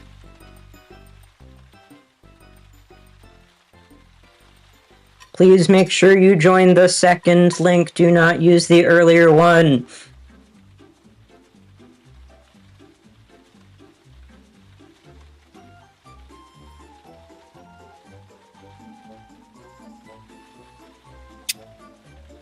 Okay, I'm in. I think Yep. I'm in. Hi, Yeah, there I man. am.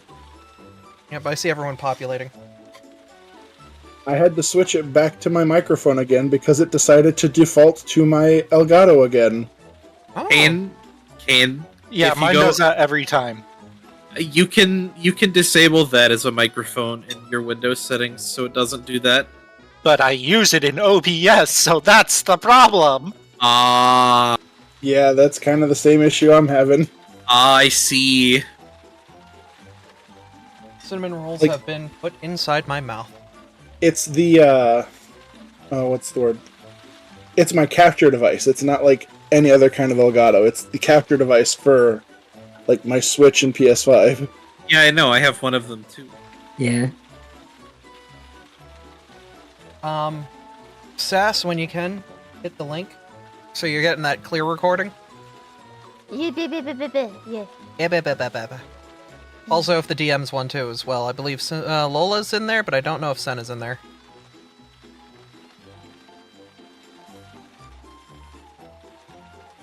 This is a very random question, but how do I plug in a Steam key, by the way? Okay, so on the Steam page at the top where it says games, then you do add activate product on Steam. Then you just put the key in there, and that should grab it. Thank you. Alternatively, there's the add a game down on the bottom left. You can click that and then activate a product on Steam. Oh no, I gifted a Steam key for, I can't say yet. Oh, a thing. A thing. Neat. Alright, so let's do a quick roll call. Make sure we've got our players here before we get back in. Artie. Hi. Mizu. Hello. Sass. Kane. Here! Side. Hey, yo. Barris. Hi. And does everybody have Craig open? Yes. Yep. Yeah. Yes. Okie dokie then. Ready? As you begin to examine the, Volna, as you begin to examine the equipment, the Mudsdale will take his mouth, grab the equipment, and use it to rip and flip it over with a one strong, swift motion. Boom! Landing on its side, the blades in the air. He walks over and flips another switch with his mouth, and the blade disengages from the device. The trowel, now open for you to attempt your repair. Cool. Volna is going to gather up the blades. And kind of off to the side, like here, put down their hammer, head side up, and then undo a couple straps as a portable forge thunks down next to them. Mm-hmm. The farmers all look on, quite intrigued. Even Abby looks around to see what's going on, quite curious as to whatever's happening there. Volna will then attempt to light the portable forge, and then while doing so, set the blades on top of the head of the hammer. Okay. The rain isn't helping you out here. It would certainly be helpful if there was a fire-type Pokemon nearby that could... I can do that. I have my elemental ability, kinesis, whatever it's called. You're also a fire type! Yeah, I think both of us are capable of just being a ball of fire. All right, with the both Yeah, of you very quickly get the forge going, and it starts getting red hot once again. Volna's eyes light up and then focus on repairing the blades as Volna will take them, set them into the now red-hot forge, and then carefully, barehanded, take one out, set it on top of the hammer, and then with a smaller hammer start repairing them. You slowly flatten them out, the blades slowly returning to their more pristine shape, even getting sharper and sharper. You can see the grooves and cuts where previous smiths attempted to work on these blades, but you're soon able to hammer out the blades back to a new glory. The sharpness looking as if it could cut even through some of the more hard materials, you know. They seem very well done. Whopper sits down, as a horse can kind of do on his back legs, and just watches the process. Right. You do good work, little guy. Thank you. I try my best. I need something to dunk these in. Actually, Mizu, you're kind of far from your mic again. Could not catch that. I need something to dunk the blades in. Oh, like water? He looks behind him at one of the many troughs of water behind him that normally would contain his drinking water.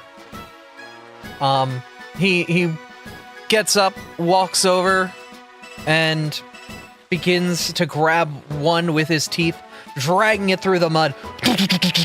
The mud leaving tracks behind as he drags it to your side. Go ahead. Excellent. Volna, as the blades finish, will just set them into the trough. The water quickly steams, but soon seems to return to a normal state as the blades go from a red hot to the normal steel coloration. The work you've done on them, very apparent, and the farmers all give a bit of a nod. The Arbova, Martha, gives a little clap of her leaves. Ah, what a skilled group! I knew that Mary's trust in this would have paid out. I didn't know it would be so quick, though. I try my best. Oh, aren't you a wonderful little dumpling? After all of the blades are finished, I will reattach them to the trough and flip it back over, Whopper quickly ready to be used again. Whopper quickly gets himself situated in there, locks it in. All right, this feels brand new again. Good work on you. Here, how about this, John? Go in the back. See if we've got any extra surplus we can give him.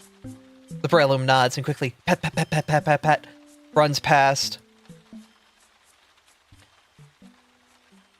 Before coming back with what appear to be a sack of ingredients.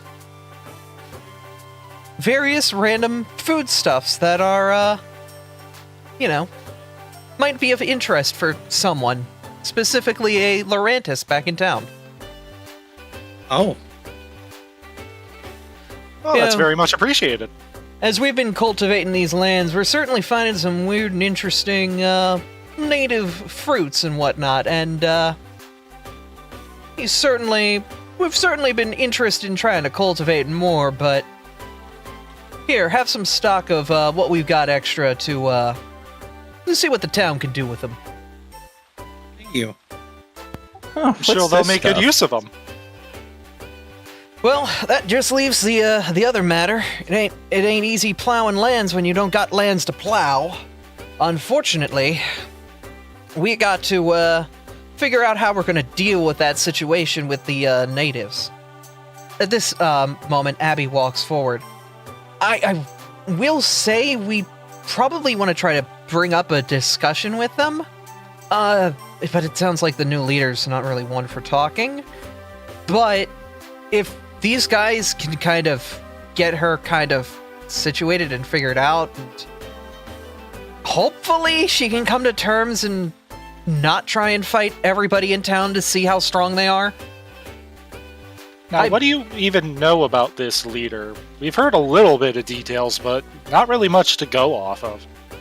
Well, she's from a very strong lineage. Her people have basically been living in these lands for as long as they can remember. And the whole thing is their tribe kind of fluctuates with whatever the leader's kind of position on things is. They all kind of follow her word.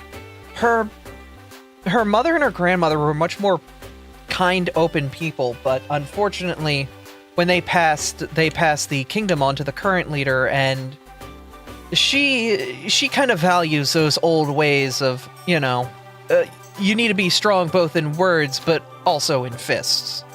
And the town really hasn't needed to focus on being strong in fists for a long time. But as I've come to learn from the natives here, that's a thing people on this island just do. If they've got disputes, they fight it out, and whoever wins usually is the one that wins the dispute. Speaking of, Toby like, says... Not like a war or anything, sorry. No, sorry, I was trying to interrupt in character, not out of character. Oh, okay. As she's speaking, you go, speaking of, and she stops mid-sentence and looks to you. Yeah? Have you ever thought about asking them what they want? We've tried, but they don't want to open up dialogue until we can prove ourselves. Well, today might be a day to prove ourselves, then. Artie just kind of smiles and looks at her. Yeah. No, it's a weirdly common thing on this island. When two tribes have a dispute, their leaders fight, and whoever wins the dispute. And normally it's just at that, So the tribes here kind of have this, like, if you can prove yourself in battle, then we'll follow your word on something sort of mentality. At least the ones that we've gotten to meet so far are. We've not been able to explore a lot of the lands here because, well, we're not exactly fighters, Well, if there are tribes ruled by power, and power is the only way to sway them, sometimes you just gotta show them a bit of power. I will say, until you've proven yourself to the tribe, they're probably going to want to fight you on sight just to see what you're all about. So, be ready for that. It's not the first time I've run into scenarios like this. I will. Bunch of dungeons over at the Grass Continent are very much the same way. Dungeon. At this, Whopper's eyes kind of look over. Yeah, that'd be what I'd call where they live. It's one of them weird shape-shifting places where every time you go there, it's a little different. I think they're dungeons? Is that what they are? Yep, that's exactly what those are. Ugh. Quite the mysterious places. Could even call them a mystery dungeon. That's It's a stupid mystery to name. us on how they work, that's for sure. That's a stupid name. But I will say, Yes. Ferris has been trying to speak. Oh. What's up? Is... You know, ruling by force of power alone never really goes well. For anybody. Abby looks over to you, Ember, and nods. There's been a reason we've been trying to push for something more diplomatic, but she starts to think for a moment before looking over to Whopper, shaking her head. She was going to say something, but quickly changes what she was going to say. You can lead a ponyta to water, but you can't make it drink? The Mudsdale just kind of snorts like a horse does before nodding. Yeah. So, I think if you can make them diplomatic, hopefully others will follow suit in seeing how able you are in making them diplomatic, if you know what I mean.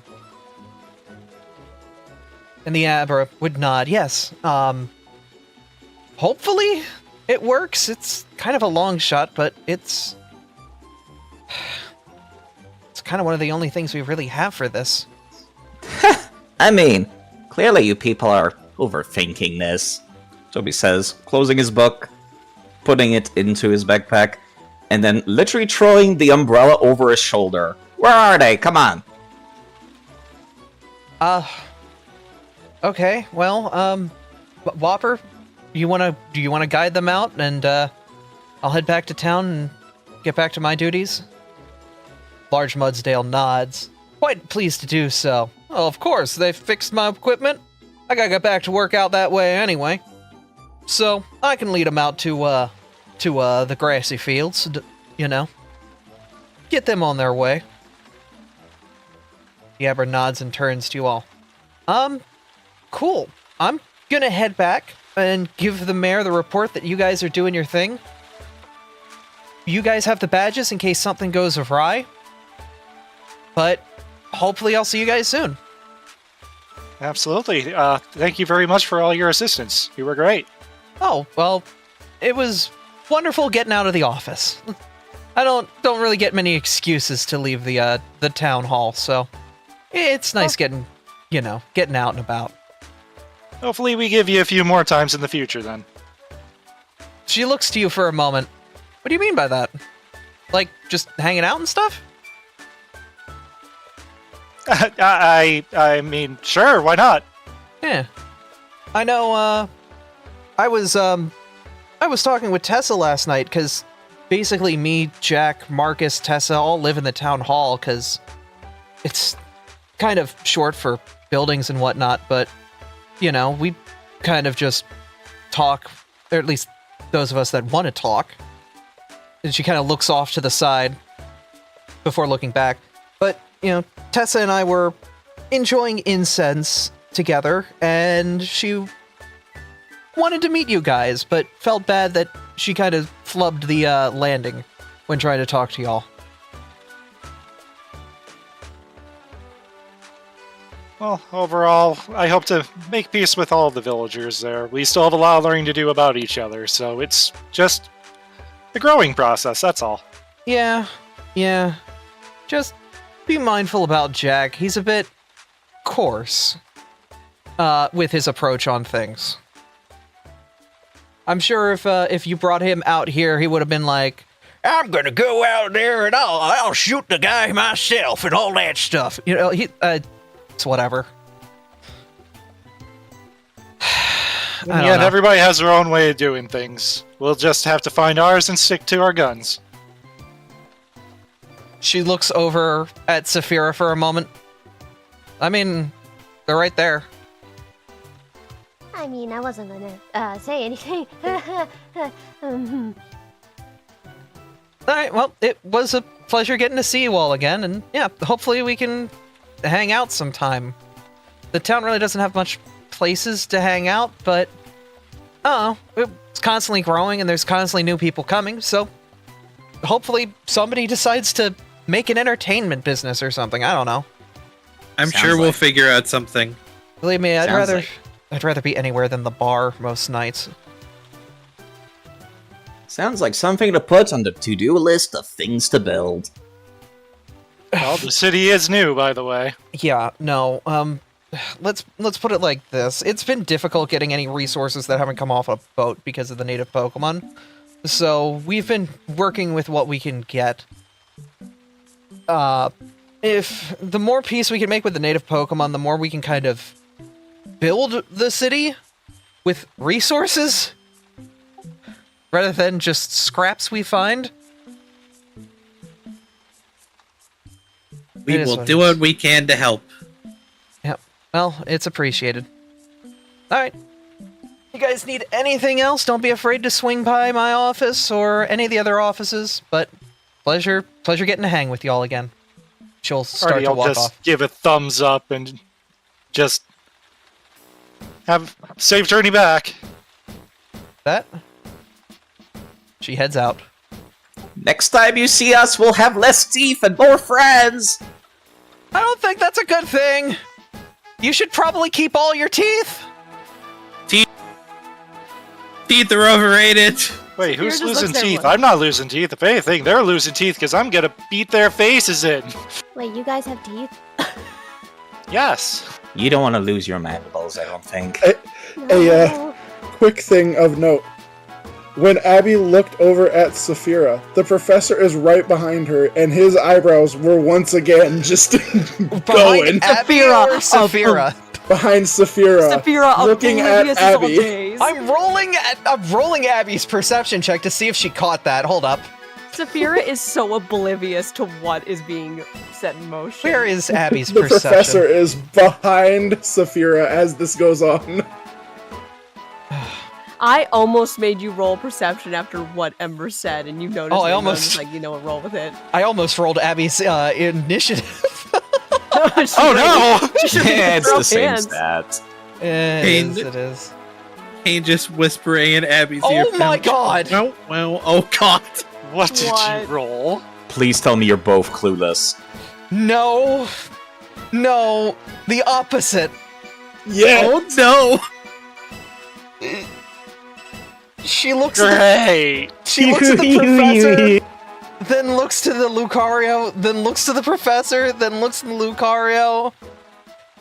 Professor, Lucario just head tilts. Is there a blush and a scramble away? you roll perception. Who is being called to roll perception? Anybody? Oh no, Okay. I'm putting my eyes back in I'm my going book. for it. This is great. I'll see fucking shit.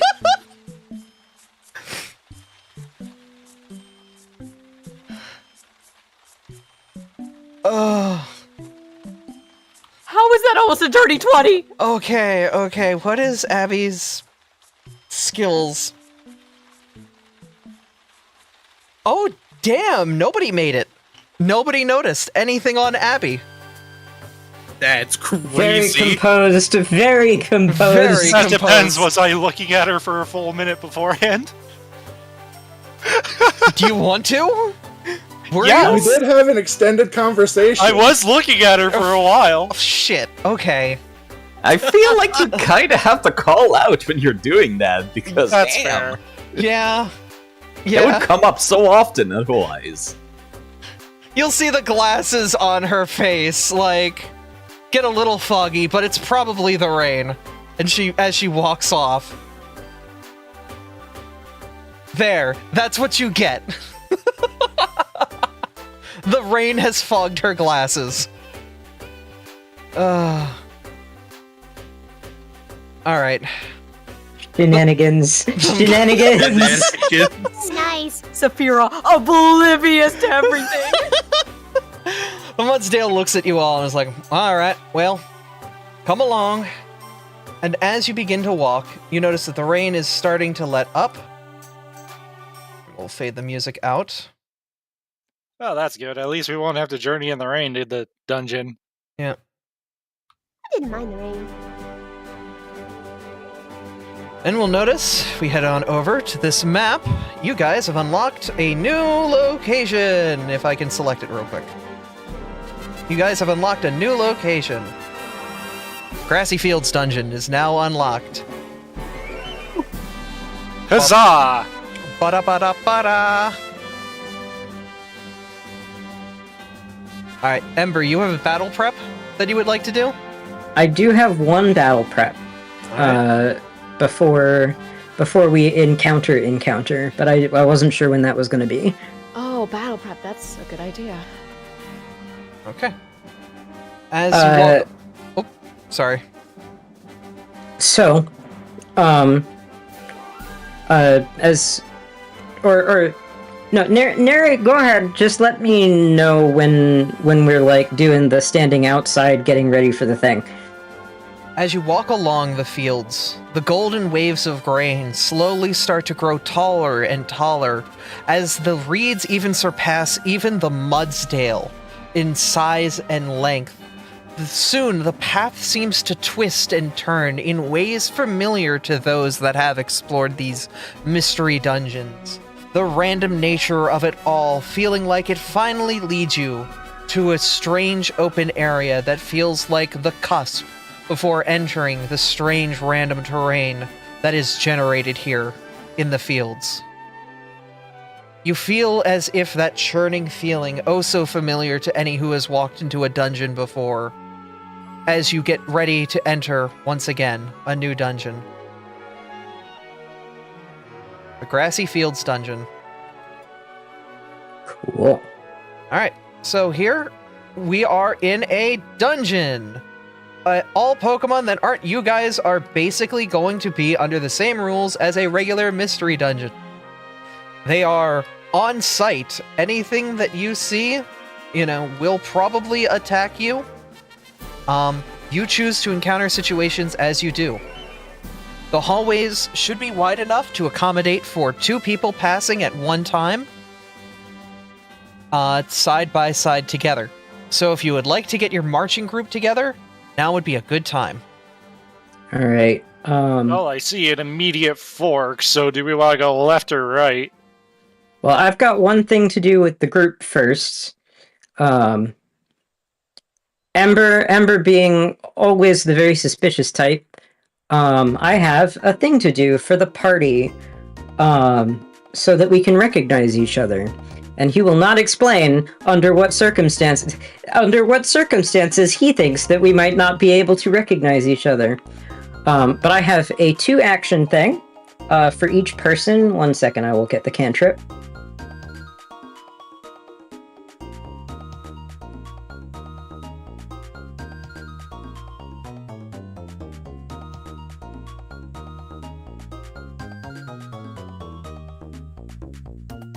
So Sigil, I can basically for 2 actions free as a cantrip, put my ghost mark, which you will recognize from both Ember's forehead and the Blaze, on anybody, and it will stay there for a full week, I believe, is because I'm putting it on a person.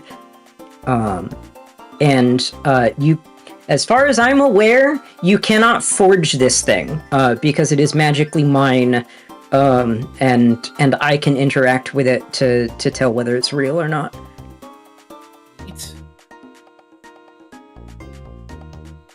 Yeah, Everybody's gonna get one. You're getting your Chuck E. Cheese stamp.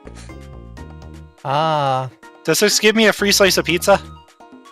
only if you It get does 10 of mean them. it does mean that there aren't going to be any awkward. Are you an illusion? Are you my friend? You know, that's fair. I can agree to this. Little paranoid, but alright. The professor, as we enter the dungeon, does, like, just out of habit, activate his kinetic aura and his stone strike Ugh. stance, which he does, for those who are familiar, the little punch reload that was recently made famous by Henry Cavill with his two little rock hands. Oh no. Yeah, I know what you're talking about. Your rock hands are engaged. You're ready to throw them. As we were heading in, this is the only thing. Saphira makes sure her pistol dagger is loaded with a fresh set of bullets, just Alright. in case. And- All of your weapons and everything are fully loaded. You have everything prepped and ready to go. I'm assuming because we're in a place called Grassy Fields, the answer is no, but I will ask anyway. Does the terrain give me the impression that I should expect climbing, falling, or other large elevation changes? No, it is flat. Cool. I'm good then. All right, everybody ready? Sure am. As will ever be. As it can be. Artie will Alrighty. draw his sword just in preparation for anything and take the first steps forward. Alrighty. As you all travel Waldo as will a group. follow behind. I'll Oh take yeah, the we were rear. supposed to figure out an order, right? I can mid. Yeah, I'm pretty sure that's what we're figuring out right now. That's why I put myself ahead. Ooh, actually, shouldn't I be at the very back? I mean, you do whatever. I'm taking front. Actually, I think I would like to be directly behind Artemis, if you don't mind. I'll That's swap perfectly with fine. you. To be fair, having you in the back as well, Volna, that covers both our flanks. So That's what I'm thinking. all right, now are we going Westward. left or right first? Westward we go. West. All right, To the west. Otherwise, we have to redo this. that's true. Alright. As you approach, you enter an open space and see to the side. Alright. I believe One Abby. more movement. Stop. Yeah, I believe you can like actively press spacebar to force us to pause. Ah, look at that. Isn't that Oh, that's cool? cool. As you move around the corner, you see 3 Puchiena all look at the group and start to growl as combat hasn't been initiated. Let me go find the... There it is. Alright, so let me get combat active. New encounter. Alright. Should be an active encounter. You guys should be able to... Let me actually, I should be able to just drag everybody into it, and then... There we go. Alright. You should all see on the right side the initiative order start to get rolled, and if you guys would like to roll your initiative, go for it. What skill do we use for that? It's, Perception. Yep. Unless you have a skill that says you can use something else. Actually, also as a GM, you can force us to roll something next society if we're attacked at a party or something. Huh. Isn't that neat? That is neat. So ignore the name Hyena, that's totally... Don't worry about it.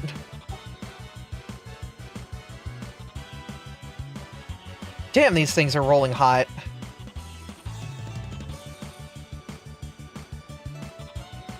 Oh my god, they rolled a 20, a 19, and a 15 on their initiative. They rolled incredibly hot. Puchiana are known to be very fast. Yep. This is true. The first Puchiana looks over to the group. Has everyone rolled? Alright, everyone has rolled. We might want to move Topta and Keys off of Yeah. Ember. Yeah. They were... Oh.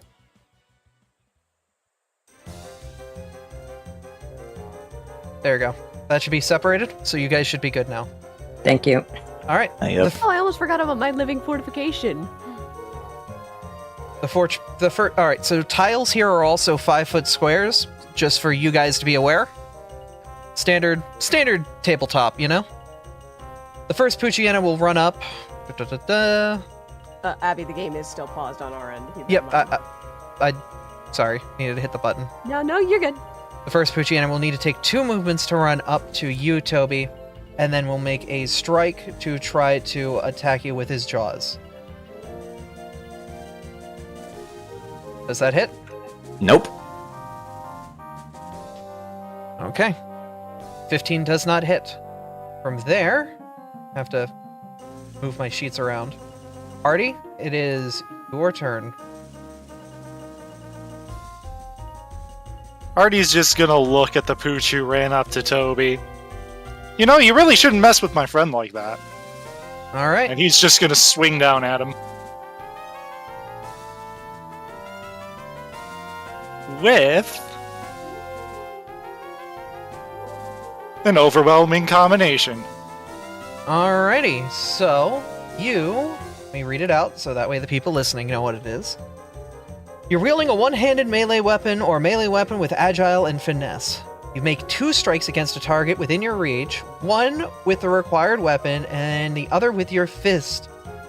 If both hit the same target, combine their damage for the purposes of resistances and weaknesses. Apply your multiple attack penalty to each strike normally. So, if you connect with both of these, you will not only do steel damage, you'll do fighting damage.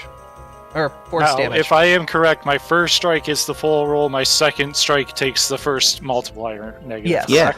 Okay, just Yep. making sure I was right there. Just like Monk Flurry of Blows. The first attack will connect, and the second one will crit. Alright, roll your damage. That reminds me. Have you been putting type matchups on NPCs and Yep. people? Yep, Awesome. I've been dragging them onto. Alright, so the first attack does 8. The second does 4, but because that is force damage, I have to... The sword is steel, the fist is force. Okay. So, with a weakness of 1, how do I add that damage on? I think that's, for weakness, it does 1 extra damage? Yes, if they're level 2, it's 1 extra damage. Okay. It's half their level, is how Alright, so- we rule it. This would be 2 damage on this, so... because it's doubled from the crit. So, okay. You hit with that strike, and it is knocked heavily back. You see it took a lot of damage from that combination strike. Artie's just gonna kind of smirk, and he's gonna go for his second action, being another sword slice.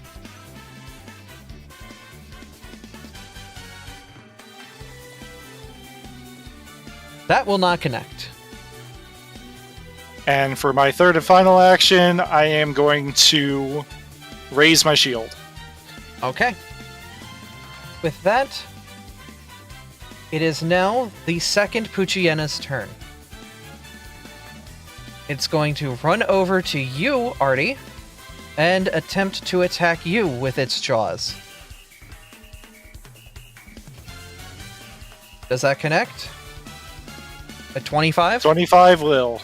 Okay. This will do this much damage. 1d8 plus 3. And he's got 9 damage in total. So, you will take 8 8 damage. because of resistance. Yep. Because it is a dark type attacking a fighting type, so you naturally resist. Alright. The dog, also, I believe that attack has plus knockdown on it. So it's going to use that action because it did its successful attack to try to knock you down. He's going to attempt to trip you. So he is going to roll his athletics, and this will be against your reflex DC. Reflex plus is your number plus 10, correct? Yes. So, They missed by 1. It was 17. alright, he's not able to knock you down. Alright, so with that, the last Poochyena is going to run over. 1, 2, and it will attempt to attack you as well with its jaws. Will a 17 connect? is a miss. It will miss, and that is the turn of the Poochyenas. Alrighty. Now it is Toby's turn. Wait, is it? You rolled an 18 on your initiative. You're above Yeah. everyone else. Oh, right. I'm stupid. Yeah. You're I thought I- fine. You're not I stupid. thought I didn't have the right order there. Well, first order of business. I'd like to take the step action, which is moving 5 feet, but also doesn't provoke any attacks of opportunity. Go for it. The game is still paused. Oh. Sorry. I hit the button, you should be good. Alright.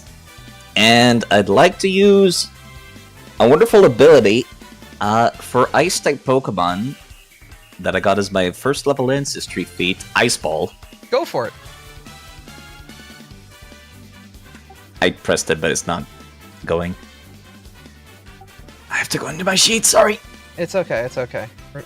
Let me... Is it a spell or a feat? There it goes. Ancestry feat, there we go. You curl up and spin, creating a fast-moving snowball attempting to bowl over enemies in your path. You step 5 feet, then stride a straight line up to your speed with a -5 penalty. You can attempt to move through other creatures during this movement. Attempt an athletics check against the reflex DC of the creatures you pass through. You cannot attempt this again for another 1d4 rounds. Okay. Roll your athletics. I'm still used to the menu, 1 second. That's alright. Yeah, that'll be nice to have back once it's updated. Yeah. Oh, good lord. Do you want to re-roll that? That was a 1. We have a party hero point at this point as well. Yes, you Yeah, you have a party hero point as well as your personal hero point. Yeah, I'll use my personal one.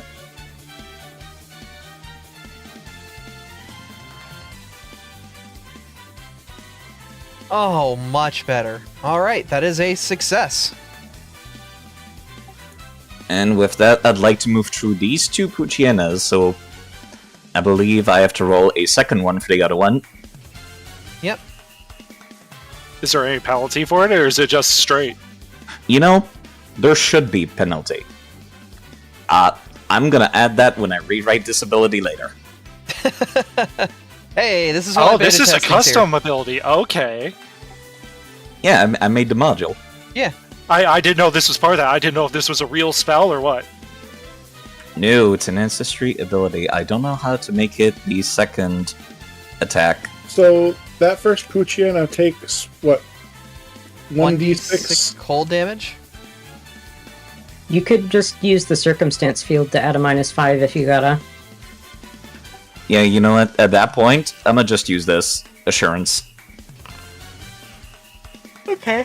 So that'll be a failure, but it's just a normal failure. Yeah, okay, fair enough. So, So, my movement ends in what would have been this Poochyeena square. okay, roll your Where damage. do you... We'll see if I even need to knock him prone or not.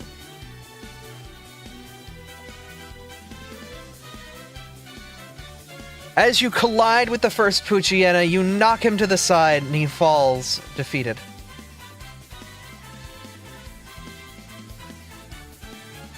And I failed miserably against the second one. Not a crit failure, though, right? Nope, it is a regular failure, so you just move up to him. Right. And that was the first action. You know what? Let's do this stuff again, Artemis, shall we? Sounds would like- fun to me.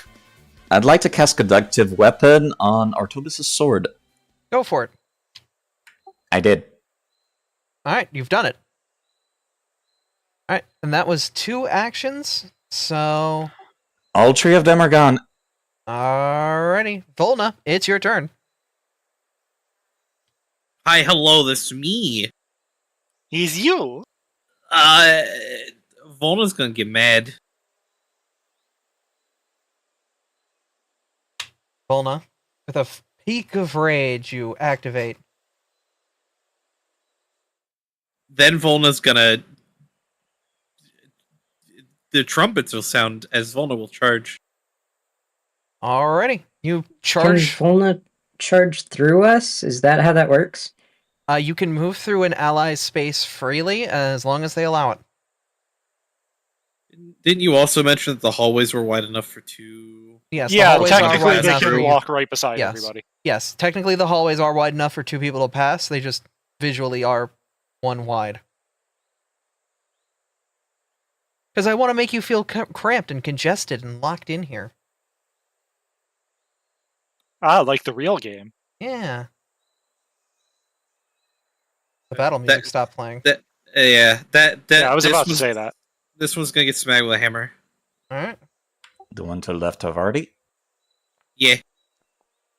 24 to hit. Where's my battle music at? Why is it not playing?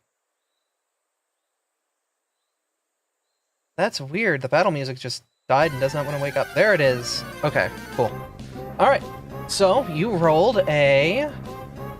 24. 24. That will hit. Alright, you are hitting with your Tinka tool. That is a steel-type weapon. That is max damage. You have, with one hit, immediately taken out the other Pucciana, knocking him immediately to the ground, down and out.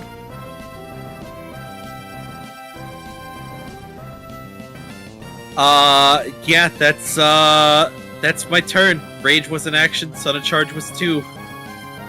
Right, Saphira. Hello. Hello.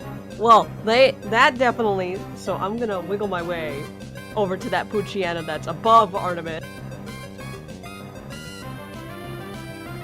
Alright. And I'm going to use my horns to attack this guy. Okay, roll your attack. That is a 2. Would you like to re-roll I am that? hero pointing that. Alright. That is a 19. That is a significantly better number. That'll hit. Right, I roll for the damage. Alright. You hit him with 5 damage. Is that poison or bug? Is horns poison or bug? I would say bug. So that would be Oh, weakness. this poor dark type. So, yep, he'll take 6 damage. It's supposed to be poison? Yeah, looking on it, it does say versatile poison. Okay. I did craft most abilities assuming normal weapons are not part of type stuff. Which is why it's piercing by default. Okay. Otherwise, it would suck to get punched by a bug, and then like your entire career is just over. Yeah. I mean, that's true of mosquitoes, though. Not instantly. But the Pucciana takes 5 damage. Alright. She's then, to end the turn, I'm gonna, step back and pull out my my pistol, and that's where I end. Well, alrighty. So, now it is Professor. It's your turn. That's me. Step 1 is going to be striding 20 feet to get up next to this Pucciana.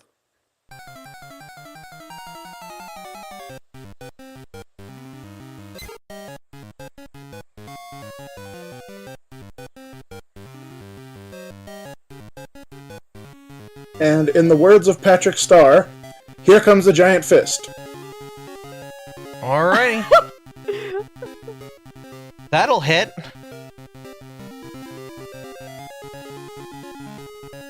Alright, you've punched this dog square in the face. How much damage does it do? 7 damage. Alright, this attack is a rock attack, correct? Yes, it is. Specifically, my Stone Strike Fist. Alrighty. That was a movement, and that was an action. I believe you've got one more left in you. Yep, and the professor's going to use that to follow it up with another punch. Alright.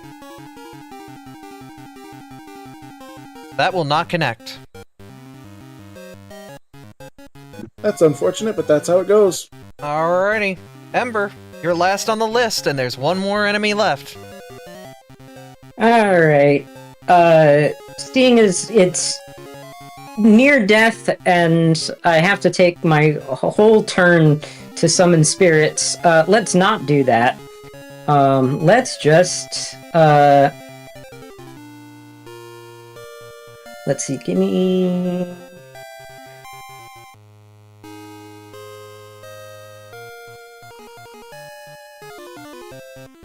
it's within 30 feet, so why don't we just cast Ignition at it? Alrighty. Boom. Snap your fingers and point at a target, which begins to smolder. Make a spell attack roll against the target's AC, dealing 2d4 fire damage on hit. Takes 2 actions to do so. Go ahead and roll your attack roll against them.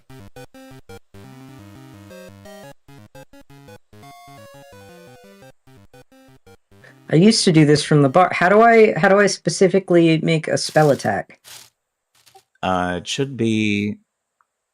Shouldn't it be on There it is. spell? I found it. Yep, I think it's also the top ignition. That is a 2. If you would like to re-roll that, you are more than welcome to re-roll that one. You're gonna re-roll that I one? took the last one. I'm not gonna play a fool the whole the whole session. Alright. Hit the reroll and see what you can get. That will barely not connect. Ooh. If anyone in the crowd would like to give Ember a reroll, now is the time. We'll give him a second.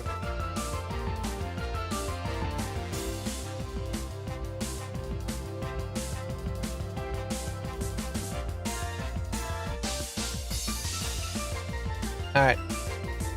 Oh, Carol! Carol has given you a reroll, Ember. Ooh, thank you. Okay, come on, no whammies. Alright, hit the button one more time and we'll see. There we go. Alrighty, that will hit. That will hit, so go ahead and roll your damage.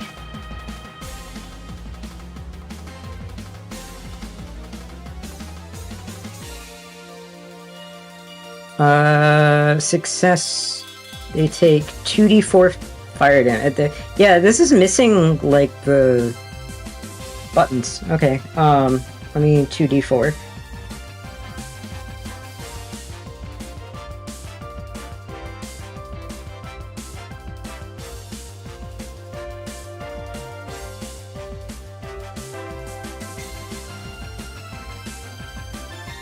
Okay, that'll do 3 fire damage. Alright.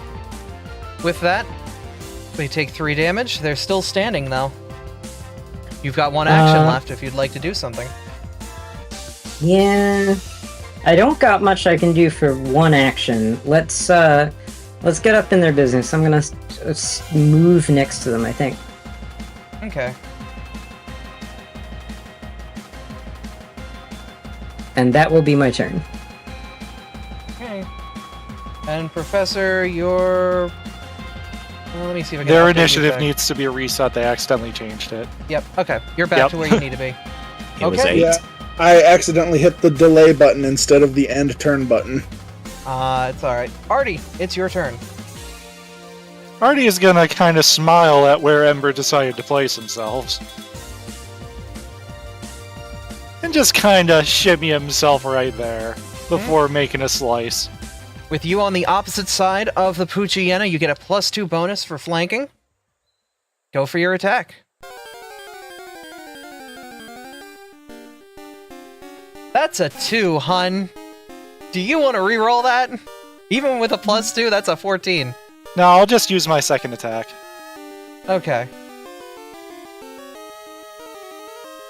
This one will be an overwhelming combination, just in case, though. Alright. Hit with a sword and punch. Oh! Oh, damn. I don't think I Dang. need the punch. Oh Yeah. lord! That second sword strike strikes very true. Roll your damage and see what you do. And with that, the last Pucciana falls. 20 damage. You, What the fuck? Overkill! You might have... Artie just walks up. Oh my god. This isn't it. I can't believe Artie just Almost- walked up slowly and down smashed. The dog looks at He you did. He Honey? really did. and faints, like the rest of the other Mons.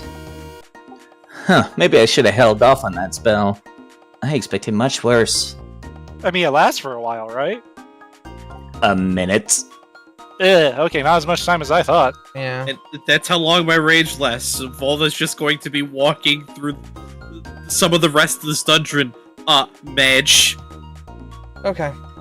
You tell us how long it'll take to reach the next fight, Abby. It Um, might be longer. I will say it depends how long you guys take to continue on from this space. We have no reason to stop, do we? No, No. no reason at all. You're Let's keep always moving. you're always free to look around and see what you can find. I don't like when the DM says that. The DM saying that usually means there's a thing to find. Or they're trying to make these effects run out. It could be Volna's- many things. Volna is too mad to try and find anything. Okay.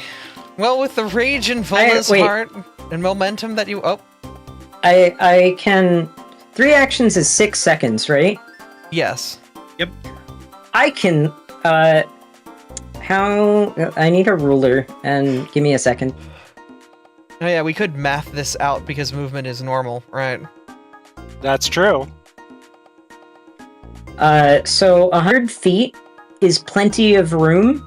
I'm going to leave Blaze behind to do the searching while we continue, because I can do that! Okay, I'll have Blaze roll a perception then. I don't know how to get rid of the ruler. I opened can- the ruler and now I there's can... things. No problem. That's probably how it shows it for everybody, though. I got it though. I got it. Like I can manage them. Thank you, sorry. Yeah, you're fine. Um, You're fine. Yeah, so Ember will hang back for 6 seconds. You guys can go on ahead and I will catch up with you. Ember will do... Blaze will do the search while Ember continues with the party. That's neat. That's a summoner thing. Yeah. Left or right? Yeah, that's the question, isn't it? Who wants to flip a coin? That or whoever calls it first, let's go. Not everybody all at once now. Oh, there's there a we go. coin. Right. Right we go.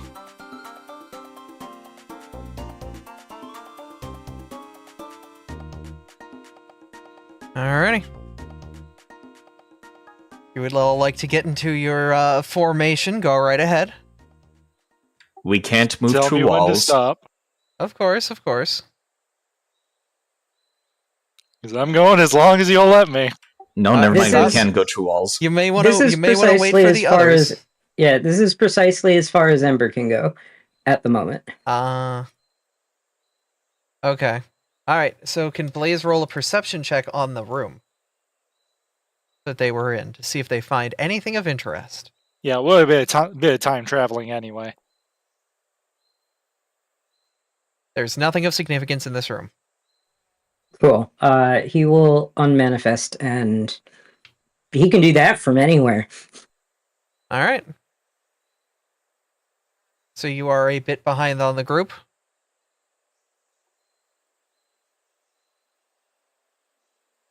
All right.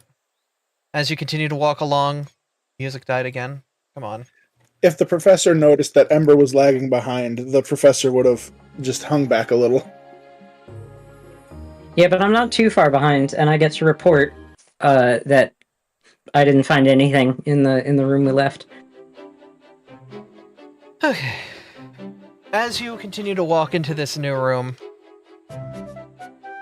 we'll wait for the party to collapse in on itself. Yeah? You look to the right and see two what appear to be living bushes. As they come into existence before you, and you see the Tangela look at you and begin to approach with that same menace that you saw previously on the Pugiana. It's another encounter. How much time do you think Artomis has left, Abby? I would say with the movement that you guys have, probably about 3 rounds, about 18 seconds. Perfect. That's fair. Well, that gives me enough time to work. Now, with me ending last combat with 2 actions, is it still my turn with full actions, 2 actions, or is it the next person's turn? We walked here. Initiative, because it encounters are. Okay. Yeah. Yeah, we walked here, so... I didn't You know know. if you reset initiative at that point, or...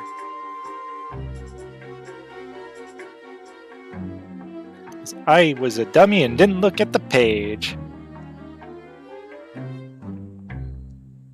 My lord, with all your high rollers. I know, I've been rolling very well for these guys. Okay. The music died again. Cool. Boy, I really wish the playlist in this actually played nice. Is it anytime you pause? No, Oh, someone else is modifying the music, that's why. Got it, okay. Thank you, whoever's modifying the Ferris, music. If you look next to your result on your perception check, there should be a set of crossed swords that you can use to set that as your initiative.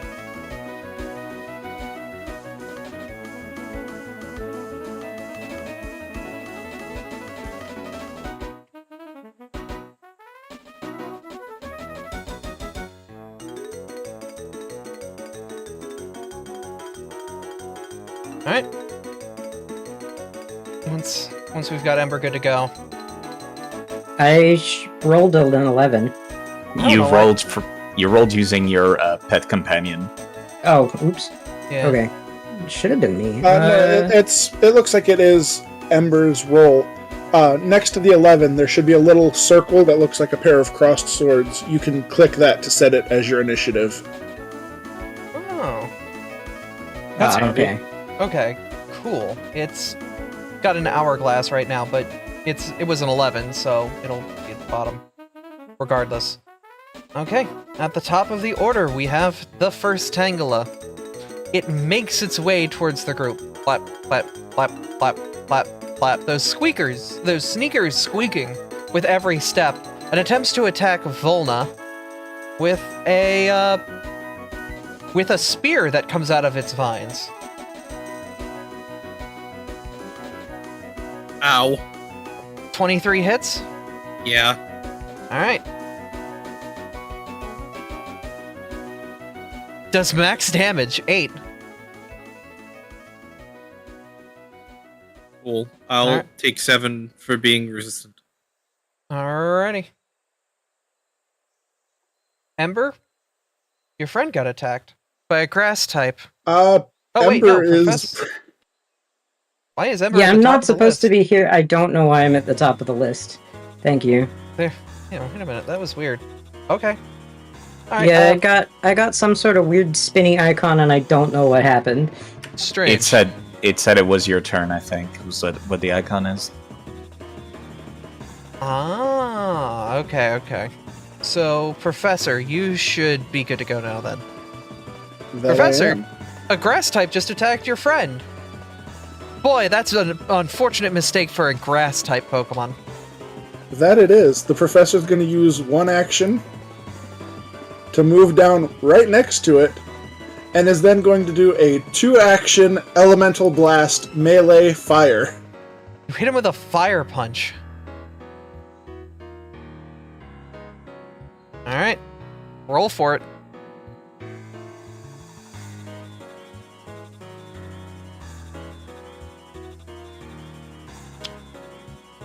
That will connect.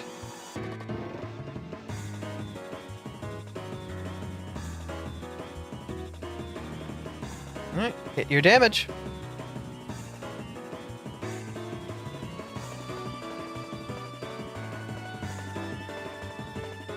Alright. That is 6 fire damage.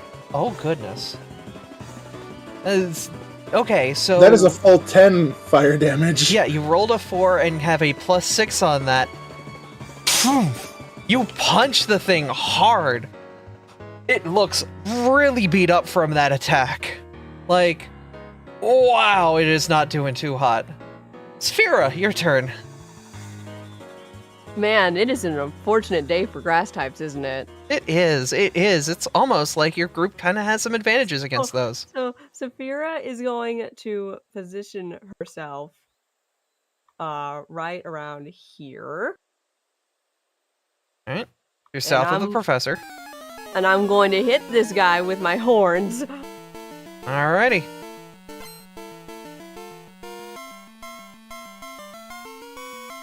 Ah, jeez. That will not connect. Still have 1 action left, or you can use the party's reroll if the party's cool with it.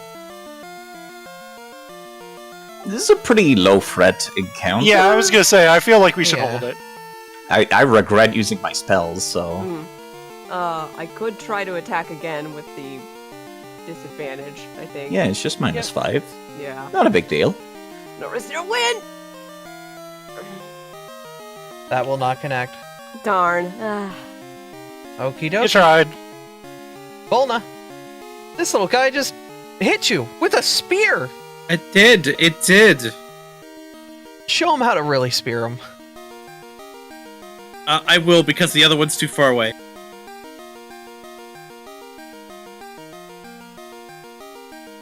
Alright, you also still have rage.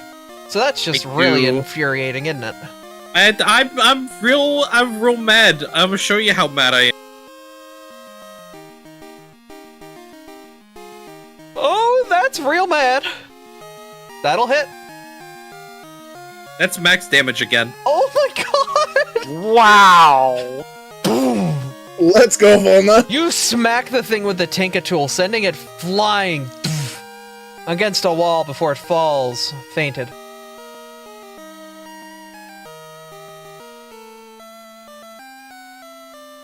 Okay, Volna. That was 2 things. What's your third? That was only one. That was only 1 action. Oh god, it was 1 action. I thought you moved. You didn't. You. Oh god. You've got 2 more. Yeah. I do, and unfortunately this thing's just a bit too far away. That's something. If only it had some kind of ability to let you move and attack at the same time. If only that wasn't 2 actions and the Tangela is just out of reach from that. Are you sure it doesn't move you twice your speed? That sure does say stride twice, don't it? Oh, you've got a Oh. sudden charge in you. I'm just saying, there's a reason why it has the flourish trait. That's pretty good. I didn't realize it gave you 2 strides. With a quick sprint, you dash up to your foe and swing. Stride twice, and if Here's you're Johnny. within melee. I'm gonna hero point that. All right. For the sake of cool. That For the sake of will- cool! That will connect. All right, hit him with your damage numbers. It's 15. With a second strike, Yep. this too also falls. You just took out both Tangelas in 1 turn. Volna's feeling the battle frenzy right now. You feel your blood pumping through your veins, and you smile. This is a good feeling.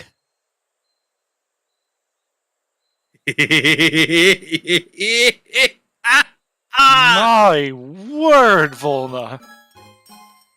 Okay, encounter's over. They're fainted. Artie's just gonna turn to Toby, look at his sword, which was literally useless in this fight, and just say, I'm sorry. No big deal. Oh, Saphira feels the same right now. Tinka person kinda does that pretty often, methinks. I was fully ready.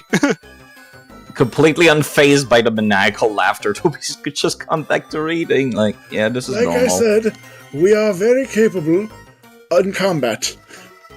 Alright, since our buffs will pretty much wear off, Mhm. I feel like it's worth actually taking the time to investigate a little bit. Okay. You'd like to take a look around this space and see if you find anything. Go for it. I would Volna- absolutely love to. Volna is no longer angry and will assist in the search. Your heart rate slows back down to a reasonable state.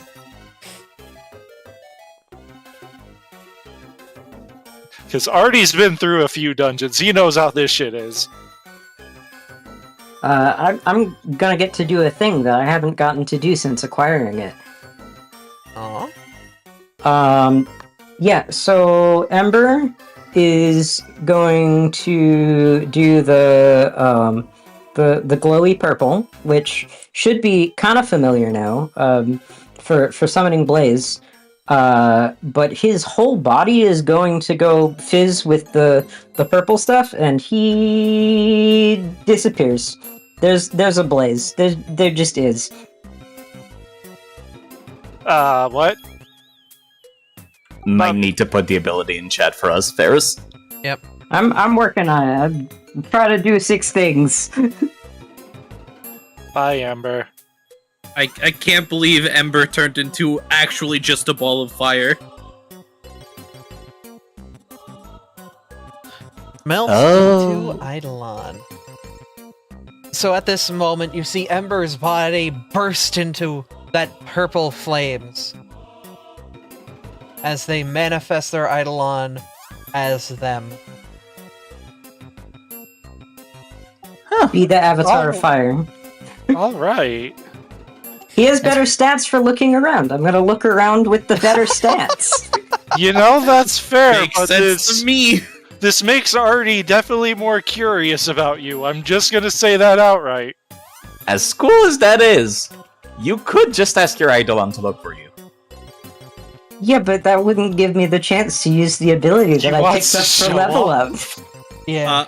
Fair enough.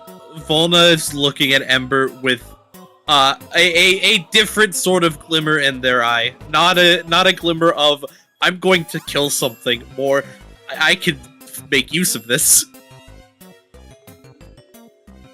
It still wasn't a very good look around, but he does have better look around than I do. Okay. Real quick, while Ember, Blaze, the combination of the two, are searching around, the professor is going to go up to Artemis and just pull out his medical supplies and start treating wounds. Oh, Okey-dokey. thank you. That was starting to hurt a bit. Roll your medicine. Not used to dogs biting me in the ankles. Actually, because I have the natural medicine feat, I'm going to roll using nature, even though it's the same for me right now. Alright. It'll be better later, though. That's true. Oh, what happens on failures? On failures, nothing happens. Okay. Did you want to try and re-roll that one? I do have a hero point. If you want to. It's You okay. could also just take another 10 minutes to do it again. If you would like to, but Pokemon in this dungeon will move around. That's fair. Overall, we're kind of still looking around the room anyway, so... Right, Not but this does take 10 minutes technically to do, so the searching would likely be done by that Yeah. point. So I'm going to hero point it. Okay. Like, that's the whole point of exploration activities, is everything takes 10 minutes Yep. out of combat. Speaking of, I'd like to use one of those too. Go for it. Click the button. I want to know what it is. I am repeating a cantrip, please. Okay.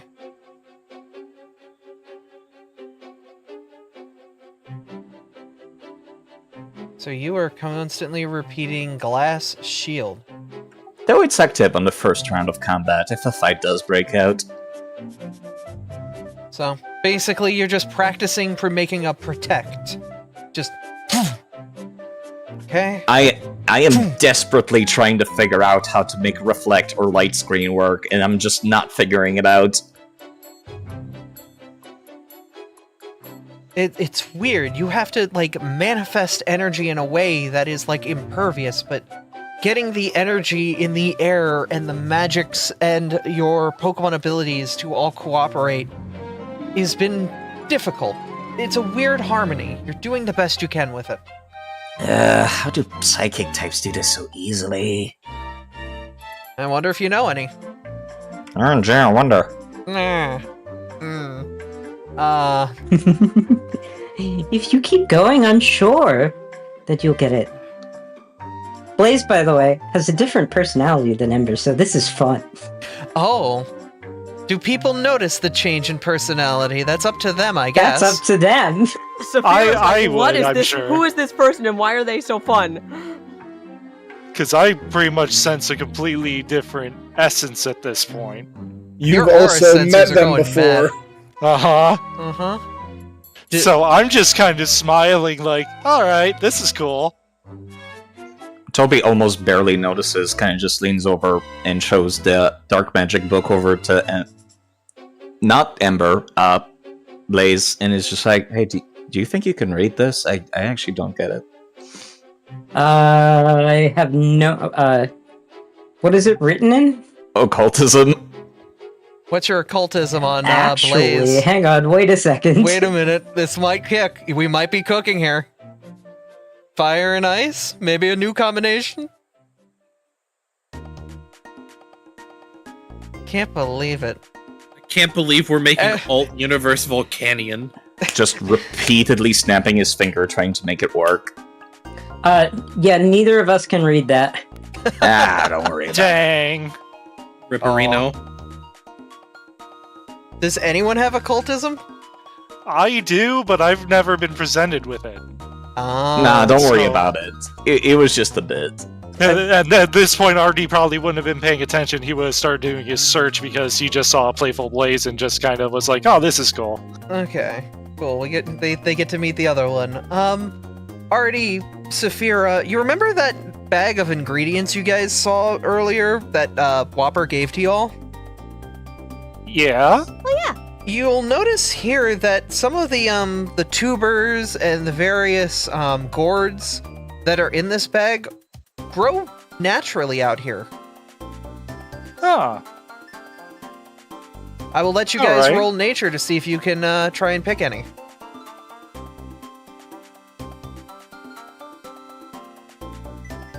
I am not trained, so... That's fine.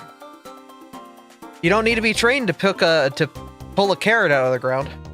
You're Nope, not no. wrong. Unfortunately, you're in the middle of the road on that one. Saphira, do use your little beak and just like stab at the ground where you see something, and then pull it back with your beak nose, and poof! Out comes a couple of strange tubers, strange root vegetables. Cool. So add 4 strange root vegetables to your sack of interesting ingredients. She might use these later. Let me find that. So strange tubers or something? Yes, we'll call them strange tubers for now until they're properly identified.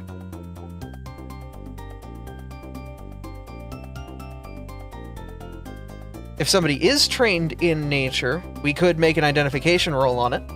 If somebody would like to. The professor will. Me. Blaze floats over and would like to do it.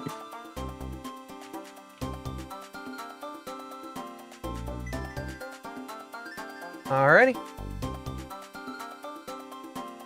I'll wait for Blaze's check as well.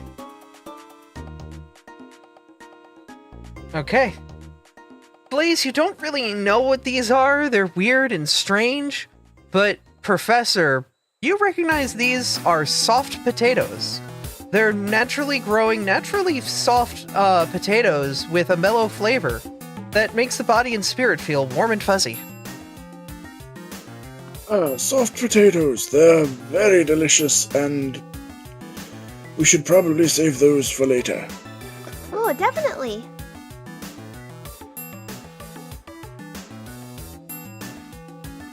All In right. any case, I think we should keep moving. On it whenever you're ready. More veggies is fine, but I am actually going to delete my unknown if you don't mind until it becomes relevant. Go for Just it. assume, just assume they're always in my space. Yep. yeah, I we'll- would assume you can do the same with the Minior. Yep. We will, unless you explicitly say something else, your token is in your space. I feel like we should go the other way. Eh? Mm-hmm. Oh yeah, we came from the salt, didn't we? Oh yeah. I was getting backwards. Right. No, we didn't come from the south. We came from the west. No, we came from the south originally when we entered the dungeon.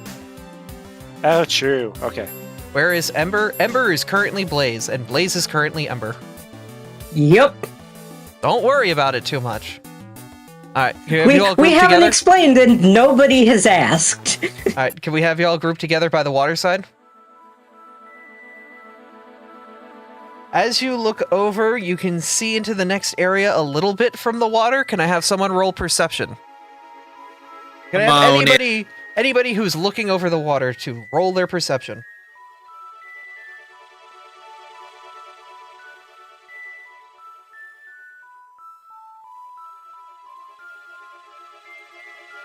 Volna? Yeah. There's a lot of rats. A lot of rats up ahead. Rats! There's a lot of rats up ahead. My dongo? Rats? Yep. About as many rats as there are you guys. I will inform the rest of the party of the rats. They're pat rats. I will inform the rest of the party of the pat rats. They're mat pat rats. No, How close are they together? they're pretty much grouped up right now. It seems like they're kind of just playing, hanging out, doing whatever. Doing, just wild prairie dog Wild things. Pokemon things. Wild Pokemon things. Wild prairie dog Don't things. worry about it. We could try to distract them and lure them away instead of fighting them. But I don't know what we I could would do do that. necessarily. Oh, you have an idea? I can do that.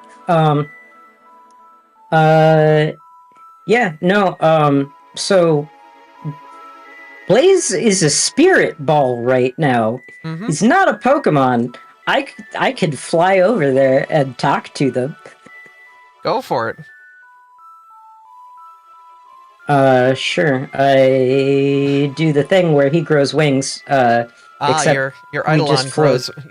grows wings. Well, float form. Yeah. He can't. It does not actually have fly speed. Is the important distinction, right? I can glide for 15 feet over 15 feet per 5 feet down. So I assume jump and that should be enough to get over the river. You can make yeah. the gap over to here. Yes. Yep. Just And jump then off of my hammer. Easy. As Yeah. you do, the rats are very confused as the living fireball just kind of appears here. And they all sort of surround it, just like looking on, a bit confused. Blaze knows common and would like to ask if anybody's seen my ball, because we're just gonna go straight for it. If anyone's seen your ball, Anybody's seen my ball? I'm looking for my ball. that's what you're gonna ask? Yup. It's not a good idea, but this is what I'm gonna do. The rats just look around each other. Ball? Ball? Ball? Ball? Ball? Yeah, I lost it. They're very, very confused. Who are you? Ball? Fire? Fireball? Oh, I'm just passing through. Fight? No fight. No fight. No fight. Fight? Do I look like I fight? Fight fire. No. Already roll stealth.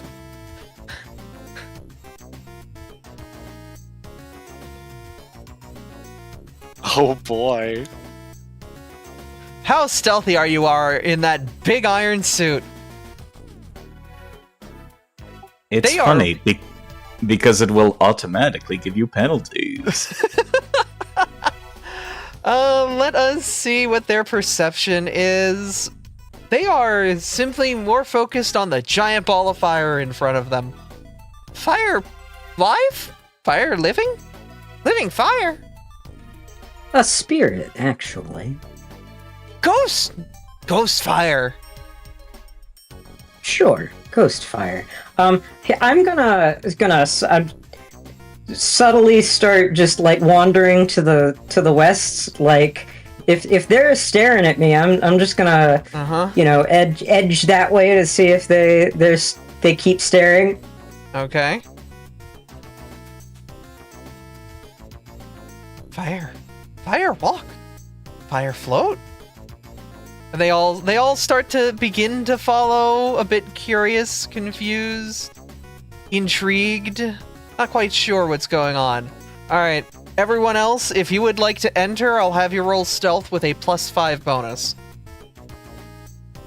Do I have to roll again? No, you're still being you're on your tiptoes, Lucario. Which is just you normally walking. Yes. Ooh, stealth roll. But I'm debating on what to do here, because there's like 5 things I could do, and it's just the pop-up gauge from Mass Effect. You are so lucky I pops gave up. you that +5, Volna. Oh my god. You would not have made it without it. Yes, I am. Okay. Wow, you all passed. That was 15, 15, 16, 16, 16. You That's all incredible. barely skimmed by. You better thank your stars that ball of fire is creative. The problem is they're following the ball of fire into this alleyway here. At this What point, now? Artie's gonna be stopping his movement So and trying something. The professor has a very dumb idea. Oh, I'm already doing a dumb idea. Oh, do we all have a stupid idea? Okay. What's your stupid ideas? So we have already said that blaze is just fire, right? Like living fire, yes. He is for Pathfinder and game rules purposes, he is a fire elemental. And if I'm remembering right, my kineticist abilities do actually work on elementals of the appropriate type. We did rule that one. Like you have the unique ability to instantly kill Ember for no reason. No, you see, the opposite. I'm using the first option of my extended kinesis, which is proliferate. You cause an existing element to expand. You want to expand Ember? Soon he can pull fire. Like, I assume Ember doesn't actually like Blaze doesn't actually get bigger, but like, sure, I assume he'd get fire off of it. Okay. According to this, I can create an equal quantity of the element in the same square or an adjacent square. So there's just second blaze. I feel like that does not include creatures, because otherwise people would just create endless armies of elementals. Oh, I'm not Yeah, saying that it's an elemental. I'm just saying it's a fireball, the same size and shape as Ember, right next to Ember. Okay. I'll Okay. accept that. Not a second Ember. Now there's 2 of them. All right, there's a second fake Ember right there. Look at that. They're amazed, like entranced in this. What is this strange display they are seeing? Blaze is going to look hella confused. He has never seen anything like this before. And is Would you like to roll intimidation, diplomacy, like performance? me? Combat hasn't I'm started. not doing this. Well, you've got 2 of you now. What do you do with a second you? I control? That's Professor, right? Is controlling the Professor? second me? I don't think Professor, I'm doing are you that. the one in control of the second Blaze, or is Blaze in control of the second Blaze? It's literally just a second fireball. I can keep using my kinesis to move it. So you're in control of the second Blaze? Okay. So Blaze, now there's a second you. It's not you, but the Professor's made a you. Yep. What do you do? Confusion. No, I'm just like flabbergasted. Like we're already treading on the like weird and mysterious. For Blaze is a manifestation of like a spirit, but not a ghost type Pokemon. And when you know that you're in deep water when like he's just like, what the fuck is this? They're getting closer. Is this the part where we just go in and conk their heads? This is the point where the professor wants to rush in and use that one fire elemental ability I have that can just take out a line of enemies. Volna wants to make an actual mad dash. Okay, if you are going to do that, I'm gonna start an encounter. You can all roll initiative. You'll get a free round before they get involved. How about that? This works. Alright, This definitely works. let me get them all lined up on Volna, you have the option to do the combat stick. funniest thing to me. Sit right next to me. I'm not giving you the fastball special yet. We're not doing that yet. I believe I need to manually add, Ember, if you could put your token on the field just to represent you in the initiative order.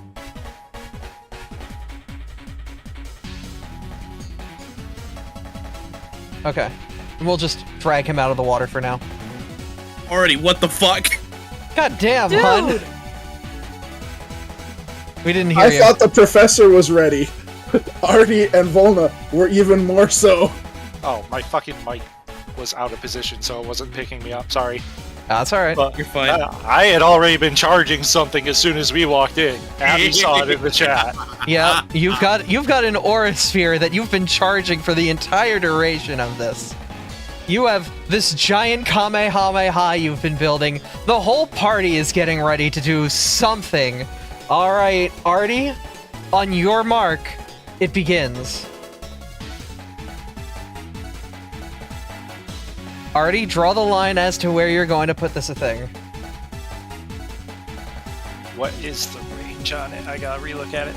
60 feet?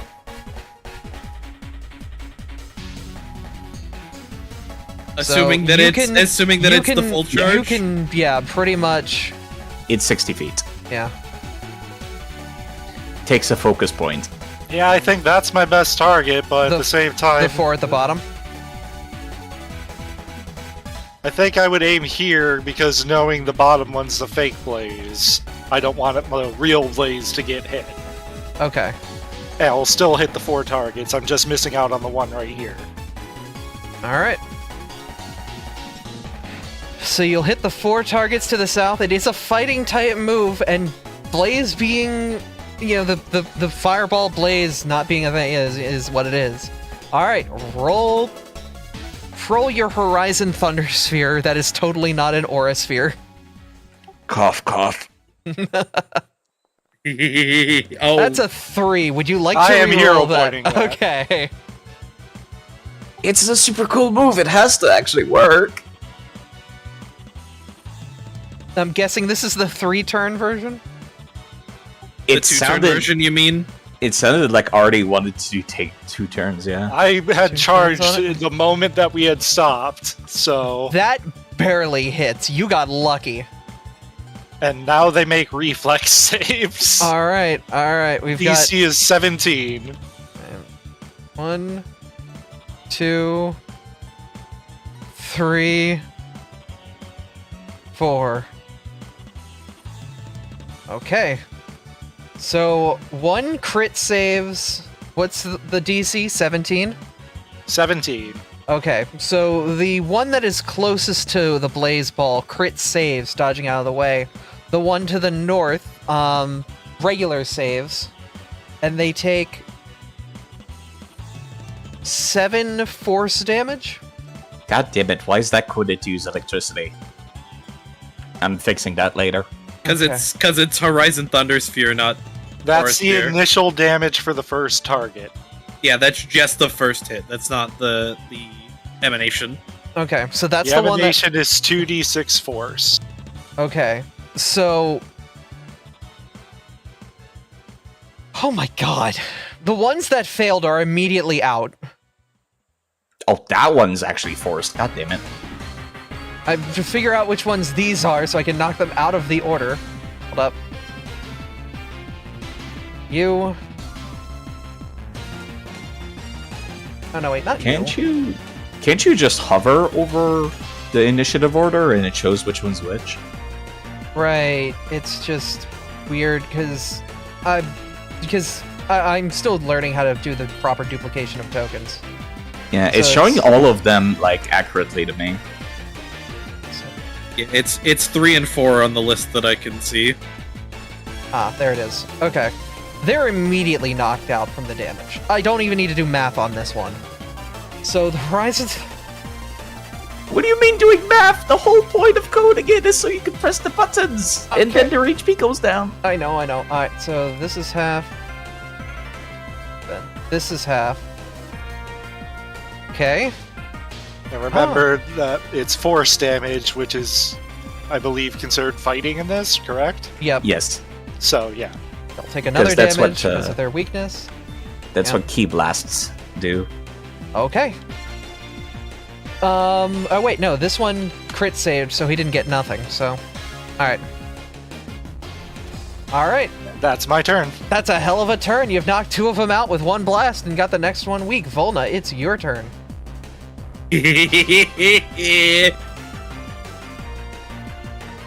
Rage has been activated as you mad dash in. I need to actually apply rage. Hey, friends! Not for long. You charge in, your hammer above your head, and you go to swing. Fuck! It will not hit.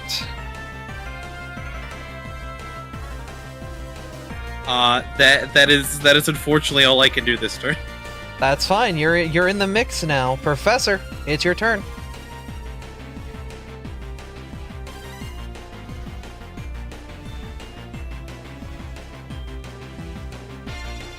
Step 1, Professor moves right over here. Step 2 is to plot out a line as he is going to use his Flying Flame. All right, you'll be able to hit all 4 of them in this position.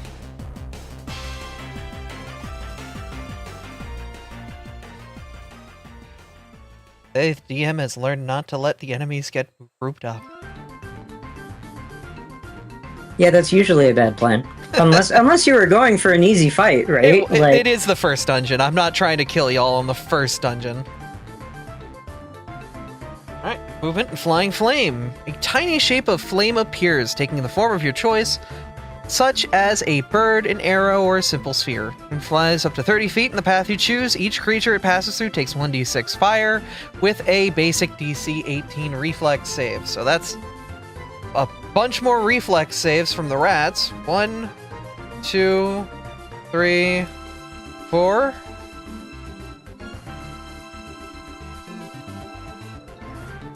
Okay, so the first one will fail, the rest of them will succeed. So the closest one to you will fail and take the full damage. This is 1d6 fire damage. Alright. So 6 to the first and 3 to the rest. Yep. Alrighty. Professor, that was your turn. That was my turn. Toby. Alright. Finally digging his nose out of his book, Toby will target the one that is closest to the professor currently. Which I could actually do that, I gotta remember.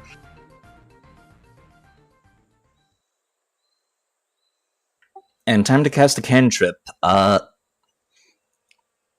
Clearly, he looks like he's not even paying attention, like barely looking up from his book and waving his hand a little bit in a circle to generate a steel-type shot to throw over at the Patrat, which is also covered in a little bit of magnetic electricity. Alrighty. Roll your attack. Live wire. You conjure up a length of sharp copper filament, humming it with electrical current that strikes at your foe. Deals 1d4 slashing, 1d4 electric. That will miss. I sure wish I did not fuck that up. If you want, the party has We have 2 rerolls. We only get a max of 3. You get a, yeah, you're getting a third soon. Then in that case, I'll be using one. Alright. Unless somebody objects. Do it! Nope. Gonna say, first attack is the best one to try it with, so... Oh, man. Oh, man. Alright, chat, if anybody's got a reroll for Toby, now would be the time. We'll give it a couple seconds. I'm embarrassing like- myself. It feels like cheating to do it to the as a party member. It is. I don't think we're allowed to. I don't think We players aren't. are allowed to reroll. We are not. No, you are We can not. use our group hero points, but that's all You we're are allowed to to give use them on other campaigns, but not on ones you are personally involved in.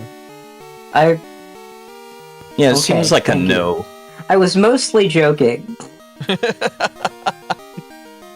You can use it on Mostly. Kobolds. Or on Kingmaker, but not here. Yeah. Ferris, would you save Layla in her own wedding? We don't know what's going to happen. Only if it was funny. Damn. Alright. Damn, alright. Doesn't look like anyone has points right now to do it, so give it a 5. Alright. 4, No, 3, it's fine. 2, 1. Alright, unfortunately Toby's attack does not connect. Ember. Toby kind of just looks... I still have one action! Oh wait, you do. Thank Sorry. you, I have a whole turn. Sorry. It's not 5e! I know. Toby looks up, seeming a little exasperated with his ears drooping, and kind of just like... does another hand gesture, shapes up a rune using a claw, and points it over at Saphira, and then goes back to reading his book. You cast Guidance. They got a +1 to any of the roll they choose. Alright, Saphira, when you roll any die, you can add a +1 to it, as long as it is an attack, perception, saving throw, or skill check. You know, it's really cool, because it's just gonna show up when you attack in the prompt. Yeah. Alright, Ember, it is your turn. Alright, so, it takes, an entire turn for, Blaze to, puff out the flames and Ember pops out. You watch the flames, like, burn away, leaving behind an Ember.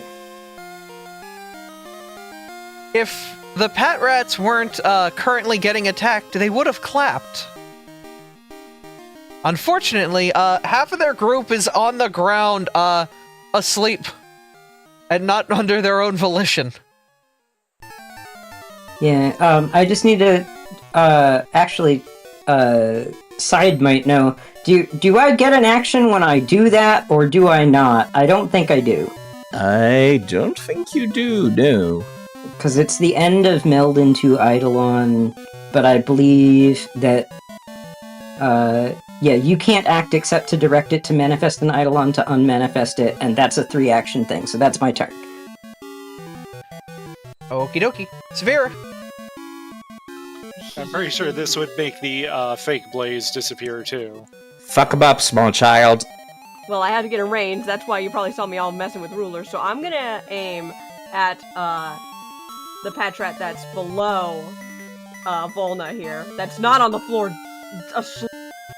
Asleep. And that is why I had my gun pulled out earlier, everyone. Mm-hmm. Alright, shoot. Shooting. Fire! That's a 14. Would you like to reroll? Yeah, I think I'll reroll. Alright. I think everyone's used their personal reroll at this point. Yeah, I think she was the last one. Oh my god! Oh, Wow. okay. The good thing is this isn't 5e. Your gun doesn't explode in your hand or anything. If anyone has points, they can give it to you to give you a reroll. But aside from that, that is your walk up, you shot, and now I believe you can either spend... You've got one more action you can use to either reload or do something else. That is one action. Well, I've got to reload because that was my plan. So she's gonna stay at the distance and reload, and she's a little frustrated with herself. Carol, thank you for the 100 bits. Be your P. I don't know if that's... Oh, that's how you were trying to get points. Got it. Okay. You can't spend money to give a player a reroll, but thank you. It is appreciated. Guys, drop a sub on my channel. I'll give you a reroll. That's not greedy or corrupt at all. No. Pay to I could win. get a few rerolls, but I'm not legally obligated to do so. Yeah. Ditto. Alright. So with that, the Pat Rats that are still awake will roll their... Why are you starting a hyper-pay? Also, You know that's okay. funny. There's like a roll initiative next to the rats for me. Because they still, that was the surprise round. They haven't even rolled yet. Yeah, they have not technically gotten to roll their initiative yet. No, it's just funny. There's a button for me to press. Huh. Yeah, we can roll initiative as the dead pet rat. For Oh, some we reason. can. Ah! Okay. So, as we go back around, Artie, you're at the top of the order.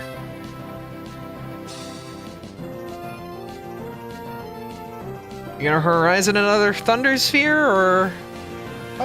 Thinking. Because that's the focus point. I don't have any more. I only get the one. Thank you, For Senna! now. However, I will probably use 2 movements to walk up here. Oh? Are you gonna down slash? I must approach slowly first, but yes, I am down smashing with an overwhelming combination. Alrighty.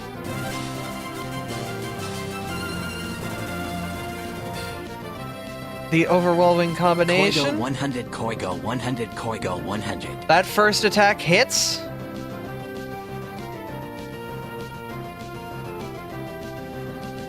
I almost chose the wrong attack for the fist, sorry. Ah, you're fine. And that second attack hits. With the combination.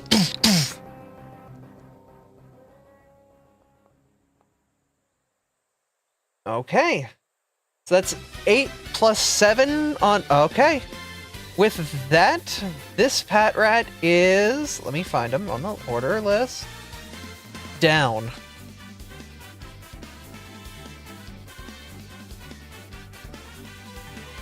The Pat And Rat... that's turn. Yep, the Pat Rat to the... Let me make sure I've got the right one. Yep, the Pat Rat above you looks to you as you just destroy with your attacks and goes to strike at you with its claws.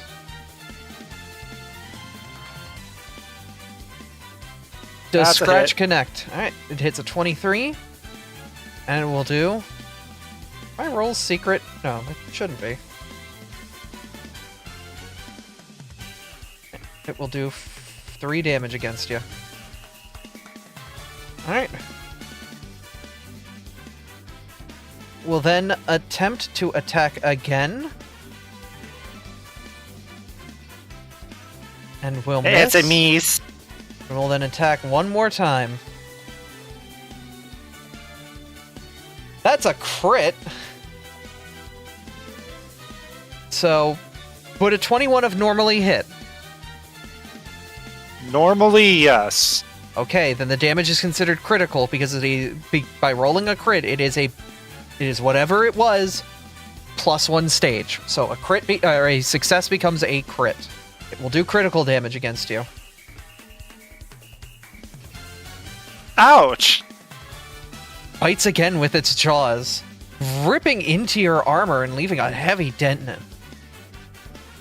Artie's pretty much staggering at this point. Lars, thank you! Oh my god, Lars! Lars! Wow, hi, how you doing, little Charmander friend? Wow! Volna! The Volna is mad because small, jealous of tall. They'll smash them all. They will smash them all, yes. Finding a surprisingly large amount of short people today, though.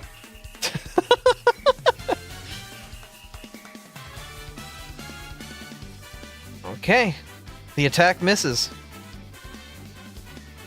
I will try again. Go and hit with another smat. My fucking god. We do have you do have another reroll if you'd like to use it. I will let you reroll your first attack. Thank you, Lars, for the gift. It's a side. Nah, I'm gonna... You know, Volna can't be all Akuma all the time, okay? Okay. You do have a third... I do have a third attack that I would like to try on this bean in front of me. Go for it. Thank you, guys. I can't hit these rats to save my goddamn life. They're small, and they're quick, and they're nimble, and they're constantly getting out of the way of every hit. It's been infuriating. You're playing whack-a-mole with pat rats. Angry. Professor, maybe you can help solve Volna's problem with violence. Alright, Professor's going to just wing a rock punch at this pat rat in front of him. Alright, roll to see if you connect.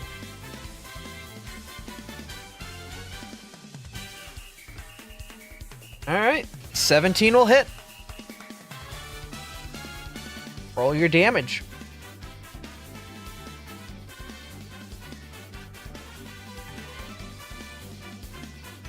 Boom! Hit for 9 damage, knocking the rat down pretty hard.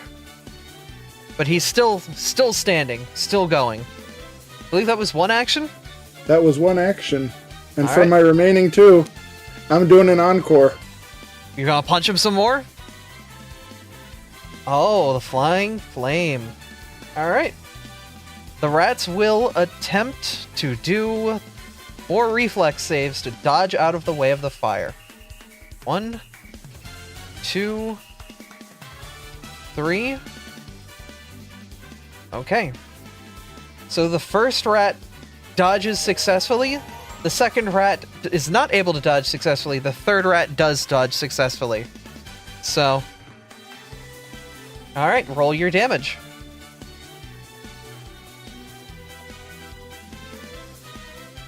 That's another 6. With that... Oh my goodness. The first 2 rats fall, leaving just one remaining, the last of the rats, which is coincidentally their turn now. The Pat Rat sees the damage y'all are doing, but has been having a fun time teasing Volna, popping out of the ground and going back under to bite at them. It tries to strike at Volna. Does a 25 connect. Ow.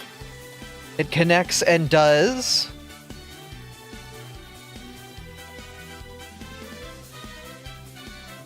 8 damage. Reduced by 1. Alright.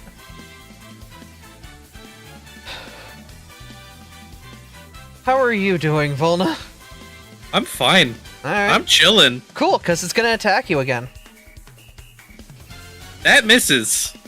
That does miss. It will attack one more time. I can be slippery too. Ah, and this time it critically fails. Alright. So it's not able to attack with those last 2 rolls, and the turn continues. Toby, One more rat. Alright then. Honestly, looking at this, it looks like the fight's almost over. I'm feeling too lazy to walk over. So I'll do another magnet bomb, so to speak. Alright.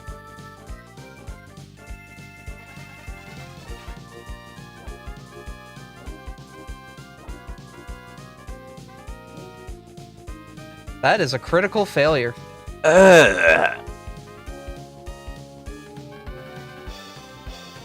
That's what you get for being lazy. Yeah. You know, at this point, you could see just Toby just like just drops his fucking book on the ground and just pulls out his weapon at this point. Toby pulls out their weapon for once. Okay. Ah, why do I even try at this point? All right. I still have one more action, which will be once again guidance, but not on Saphira since they cannot be affected by it for a while. Mm-hmm. Ember. Yeah. Oh, I get a guidance. Neat. I don't know if Ember's in range. Oh Yeah, I wait, no, think you're out of right. range. At that point, then fuck it. I'm just walking over angrily.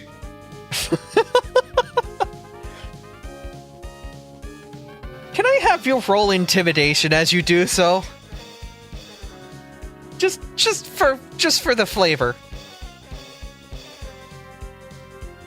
It's not very good. I don't care. I want to see what happens. The rat is not amused. If you rolled anything higher than a 15, I would have had them start to run. Oh, that would have been great, actually. God, I hope I get to do something this fight. All right, Ember. Hold it is on, you- did Saphira use the guidance? It wore off. It might have been automatically applied to their first turn. Yeah, in that case, then no, it's gone. And you're immune for an hour, which is what the guidance immunity is, unfortunately. So I don't accidentally try to cast it on you again. Ember, it is your turn. You can choose to... Oh, wait. Real quick, Martin? it did not get used automatically. Okay. Huh. Also, Martin has given you a reroll on the intimidation check. On the intimidation check. You people do realize I'm ugly, right? Maybe False. it's the way you're dressed. Wow. You rolled a 1. It's I rolled a 2. You rolled a 2 Topta is minus not 1. ugly. Topta is just too cute to be intimidating. Shut up. Much too cute. Nope. Adorable Samshrew tries to snap his feet and be angry, and it's just like the most adorable thing we've ever seen. You know, my compatriots look like they're in the perfect range for one of my abilities that's a cone right now. Hit me I with your don't feel best like shot, dying, you thank cute you. nerd. Ember, it is your turn. You may choose to attack the rat or hold down Toby and call them cute, though I doubt they would like that. Oh man, why would you dangle that in front of me? That's just like. Okay. Let's let us a pat rat deal with.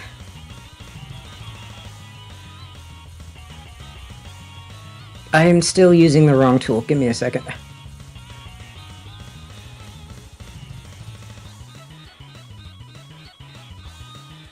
There we go. So it is still, even though it's one square, it's an action to move, right?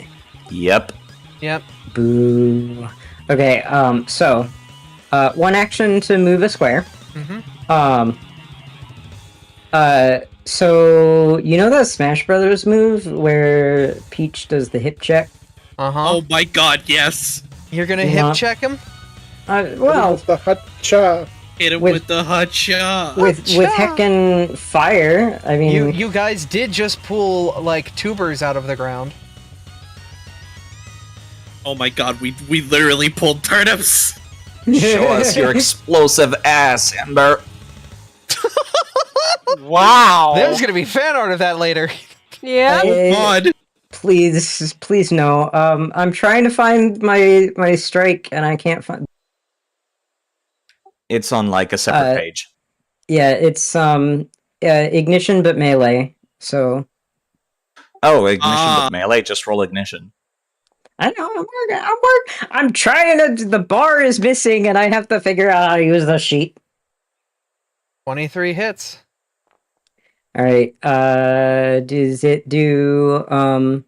Should be 2d6. Yeah. All right.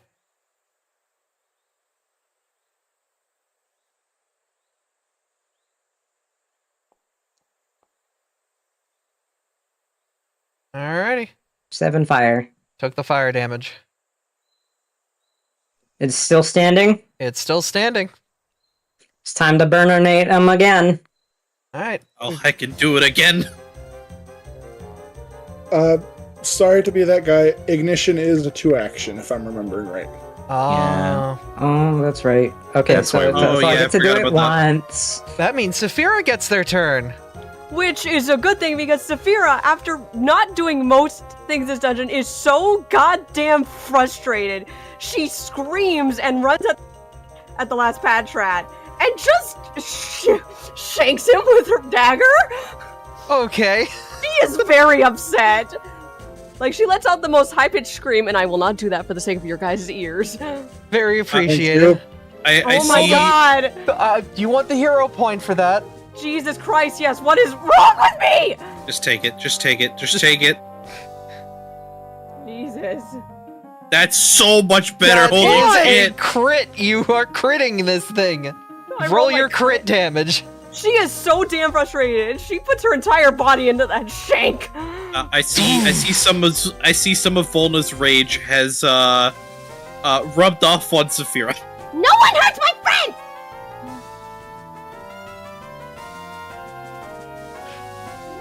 The rat gets knocked into the water and is knocked out very heavily. Sinks for a moment before eventually floating back up to the surface. It's alive, but it's gonna feel that one in the morning. Can I Combat is drag it over. out of the water? Yes.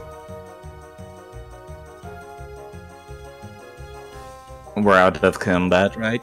Yes, you are out Yeah. of combat. Very Alright, Thomas. easily. Artie's just gonna pretty much collapse to a knee, just be like, I need a minute. Look at me. Oh, Look at me. Eyes. What's up, Toby? Puts up like one claw on his nose, and then like brings it back before tracing another rune, similar to the one when he used guidance. Very white, with a slight whoops, with a slight golden glow to it. God, I need to pick another push to talk key. As I cast Lay on Hands.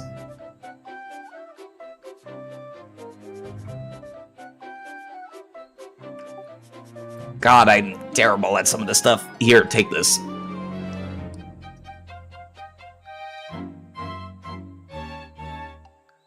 oh, that's just a 6 HP heal. I'll take it. Thank you, Toby. Take another one. I mean, I'll take 12 HP, sure.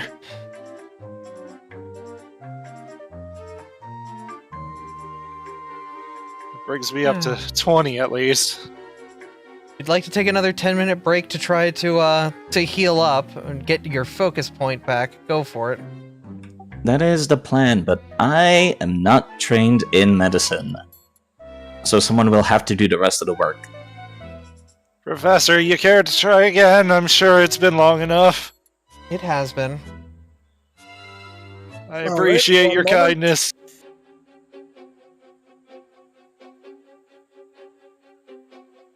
All right, roll your medicine. Let's see if it works.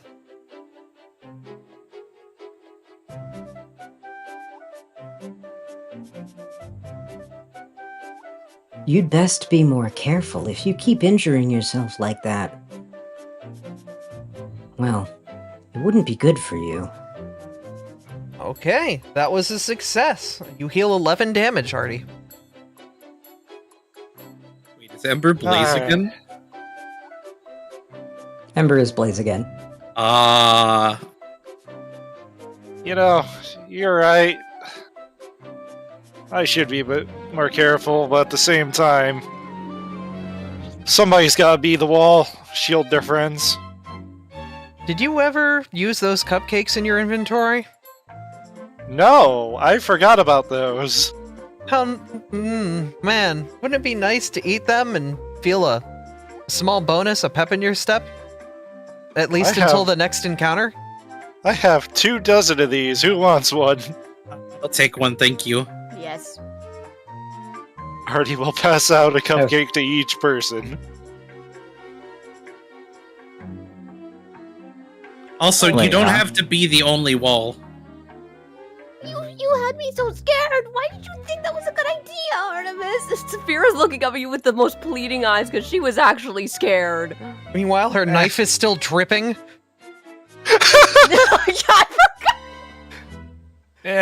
What When- can I say? When I got a hard focus on my mind, I go with it. When what are these- Volna walks up to Artemis to get a muffin, the professor immediately pivots and starts treating Volna's wounds. Volna will attempt to smack the professor away.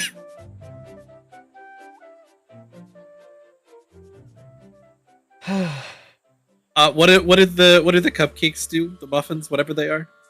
They will give you a +2 to... It's basically guidance, but a +2. Oh. But it is a single use. Once it's consumed, it's gone. Okay. Mm-hmm.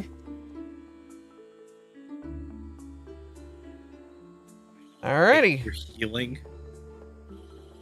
So, as you look ahead, it appears as if you make a right and continue along the path, that will lead into a clearing where it seems like there are some fires and tents set up. But there is also another path off to the left that could have more things. Who knows? Do we want to do more things, or do we want a main quest? How much time you got? None. I got None? all night until Mizu says otherwise. Alright, Kane, if you need to go for your thing, we can call it here. But we can come back and you guys can make the decision on whether or not you advance to the next area, or you would like to come back and start next session clearing out the rest of this dungeon. How about that? Sounds good to me. All right. Good. Oh, that's Sounds not good to me. Then it sounds like we're going to be hitting our wrapping up point here. After trekking through the dungeon, you found what appears to be the clearing that leads ahead, but also another pathway that leads into another area you have yet to explore. Whatever's there seems to be interesting both ways you choose, but this moment of rest where you're licking your wounds, right at the precipice into the clearing, seems to be a good point to sit down and mull things over.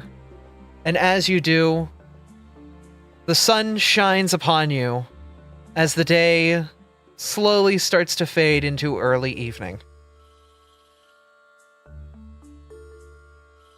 Alright. At this point, I believe that'll be it for us. Thank you for watching. Yep, we'll Yeah. head on over to the ending screen and kind of just vibe with everybody for a bit. And also show off the wonderful fan art you guys have given us.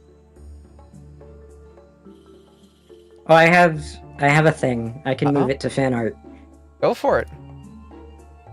I kind of feel bad about all of the just Volna walks up and instantly kills everything in the room. Why are you feeling bad about being awesome? Because that means the other people in the party can't be awesome. No, listen. You I'm are the fine. barbarian. That's what you do. It's your job.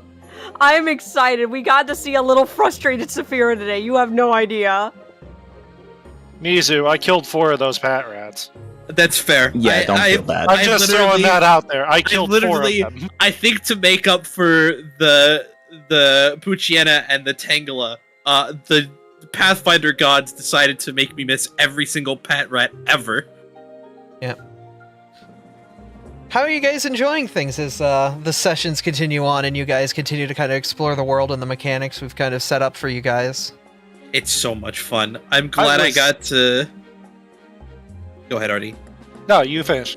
I'm very glad that I got to do my very in-character flavor thing of using the hammer as an anvil. I'm trying to make sure we have checks for everybody, no matter where you guys go. Like, somebody can always do something. I want to make sure you guys always have something fun to do wherever you go. So, It's good stuff, and I'm you're glad doing I great. just got to instigate. Instigate what? I think you already know. Look, we'll see what happens as things progress back in town with the Abra, okay? We'll see what the dice decide you do. Or how effective it is. Yeah, there was something you were trying to say, Artie? I'm just surprised how much damage I was already taking. Jesus Christ. These are... This is still a dungeon, and it is still a threat. I may note... Go ahead, Abby. I will say the first dungeon is a challenge. It isn't going to just be rollover easy. That was the pirate ship. This is going to have a little bit of teeth to it. You still have to find the leader. That's true. Also, Artie doesn't have to be the only wall in the party. Yep. We've got a barbarian. Artie's just used to rushing in. Just keep that in mind. I know. I understand, but I don't want Artie the character to think that they don't have backup. Might want to communicate that over, though. Yeah, that's fair. We have been going into these disorganized as far as combat goes. All right. Yeah, even though wielding the hammer gives Volna a -1 to their AC, they can still tank pretty effectively. Yeah, and I am also a marshal, as that little frustration after magic not working over and over will show next time. But yes, that's also what shield blocking is for, Artie. Well, I would have if the hit point or the AC would have been able to actually match, but they kept rolling over. I have a 20 AC with my shield. Oh, no, shield block. Oh, well, I have to have my shield raised, and at one point was the only time I had it raised. Yeah, it's basically a second health bar for you. Saved it for the boss, that's all. Yeah. Welcome back, Professor Ignatius Crust. Goodbye, Professor. Goodbye, Professor. But yeah, that's like the whole point is that's how we can repair. I your gotta shield. remember how shields work in Pathfinder compared to D&D because they're totally different. It's fine. It's canonical because Artie is a little green here. Everyone is. So he's still getting the flow of combat down. They all are. I just realized that there could be a very wholesome interaction later between Volna and Artie. Yeah. So, we do have wonderful fan art. Well, this is internal art because this was made by the wonderful Ferris Ignis right here from our starting screen. I did get to cheat. I got to work on this all week because I knew it was coming. Yeah. Unfortunately, next time we're kind of going to go straight into a hot combat situation unless anybody wants to write a letter while you guys are licking your wounds. It's not really a point where there's a pause. But if someone does want to write a letter, but... No, I think we only need letters for, like, given circumstance. Overall, we're still in the midst of things. I don't think we need that. We also have the official full art of Joan, which, Mod did a fantastic job on. Joan is the Mai Xiao. They wanted to design her after my verbal illustration of her character. She's hot! She is. Oh no, she's hot. I'm sorry, I've been holding that in this entire time. Mont is a very, very good artist. We also have this wonderful scene, also drawn by Ferris, of you guys walking into in the Indade potion shop, and Saphira getting to start to learn a little bit of crafting stuff with Artie Yes. and with Artie and everyone there. And even outside, you can see a very mopey man sitting out there staring at the can see the crowds. hood. But yeah, everyone is here. Finally, from Satoros, we have the Trevor Forest and the various Pucciana Let the screaming joke out, die! "They're not Celeste!" Let it die! Let the joke die, please! Never let it die. Artie's You know, I very, saw- very upset by this predicament. I saw all four What the of hell them, is and I'm this? like, I was thinking, should I say something? Should I wait until no, it after the was session? 100%. Oh, right. We also have this. This is the art of John. I need to implement the token properly, but this is John the Farmer, the Breloom you guys met. Oh, Oh my Oh god, my they're so goodness. cool. Oh, I love them. That's so good. That's so good. Yeah, this was done by Mont as well. Mont, I'm so happy they're part of the team helping design characters, because there's no way I'm making 90 goddamn NPC images, and we're not making 90 NPC images. But, like, being able to help flesh out these more important characters, or characters that players find, like, attracted to with, you know, art that gives them more of a personality. You know, I want the characters that you guys like and enjoy interacting with to be characters that we can continue to flesh out in front of you and let you guys have more fun with them, you know? I'm okay with you guys picking up the random Blorbo and being like, yes, this bean, we love him. My friends are so fucking talented. We have a lot I mean, of so are wonderfully you. talented people here. This whole thing is the best collab. It's so good. Y'all are wonderful. Mizu, you're talented too. Speaking of, people should watch your stream tonight. If they have time, sure. If you- No, they will. They want to It's- watch. They want to watch it's more- Yakuza. It's more Yakuza shenanigans. Listen, I will want to watch Yakuza when I'm done with my stuff. Speaking of, Sass, you have a stream coming up too. You're playing Splatoon today? Yes, for charity! We're Heck doing yeah. Splatoween all weekend long. Alright. I believe that's it for everything. Did you guys just want to talk about the session? Anything you wanted to bring up before we separate? Thank you of for... course you all push me towards Abby. I'm trying to just do everything naturally. Listen, Okay, hold hold on. on. That's why I said friendship. I wasn't trying, okay? Did you leave me out of this? That was entirely Kane's doing. I had nothing to do with that. Yeah, you leave me the fuck out of this shit. They're just coworkers, guys. Oh my god, there's definitely no office romance that people are trying to build between the Lucario and the Abra. Definitely not. They're This just. is just another episode in the office. Yep. This is just another episode. You know what? There have been moments where I swear to God, if this was like a real thing, you guys would have looked at the camera and just like been like, Yes. Oh, I would've. Absolutely yes. I can't wait for the animated series where you all get confessionals. Good. So anyways, after all that, I decided to head home and start baking some garlic bread. Oh hell yeah! And Volna went to help them. They cooked it at the portable forge. Exactly. That's It was a amazing. lovely time. Amber's confessionals would be great because you get to hear the entire internal monologue. I'm sitting here having to dual wield personalities and going like, all right, when are they fighting? when is Ember mysteriously silent because he's screaming at the upbeat one in his head? Yep. I will say though, we did internally, the DMs and I did call the three Poochie encounter the Trevor encounter. Leave me alone! Of course you Good. did.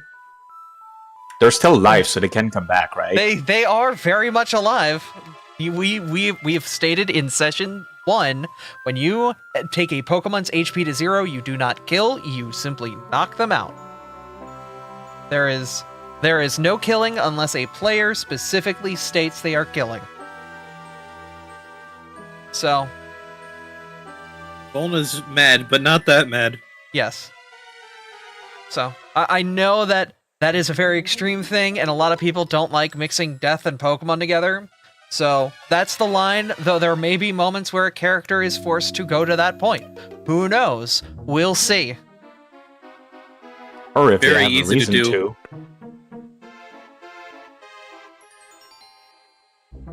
But yeah, I'm glad you all enjoyed, and can't wait to see you guys in 2 weeks. Yeah. So ready. Oh, Yay! okay. You know, considering you already have, like, the stuff ready for next time, we could do it sooner if you feel like it, right? We could. That would be getting all 6 of us together, though. Yeah. And that's the problem, is also making sure like it's at a time that isn't like, oh hey, we're all available at 5 o'clock on Wednesday at 5 a.m. technically. Like making sure it's a good time for everybody. Yeah. I'm bringing it up just Yeah. in case. I'm fine waiting the 2 weeks.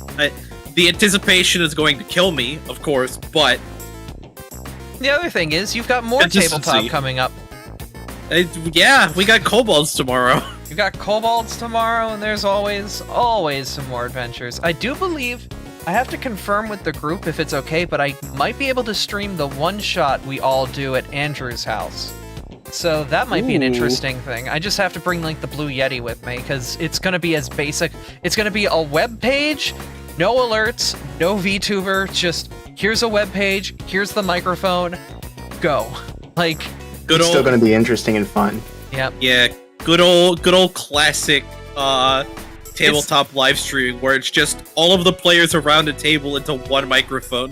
Pretty That's much. amazing. You're gonna get the classic tabletop experience. But yeah, let's go find you guys someone we can give some love to now that things are kind of wrapped up. And Yeah, you guys I need to go yeet myself and get myself ready for my stream because I have to Yep. go live. I got a Halloween party to attend. Thanks. You- have a wonderful party. Yeah, thank you for the everything. You guys are great. You're all Say hi- amazing. say hi No, to the you, princess Ferris. for me. Alright. So, we'll go give a raid out to...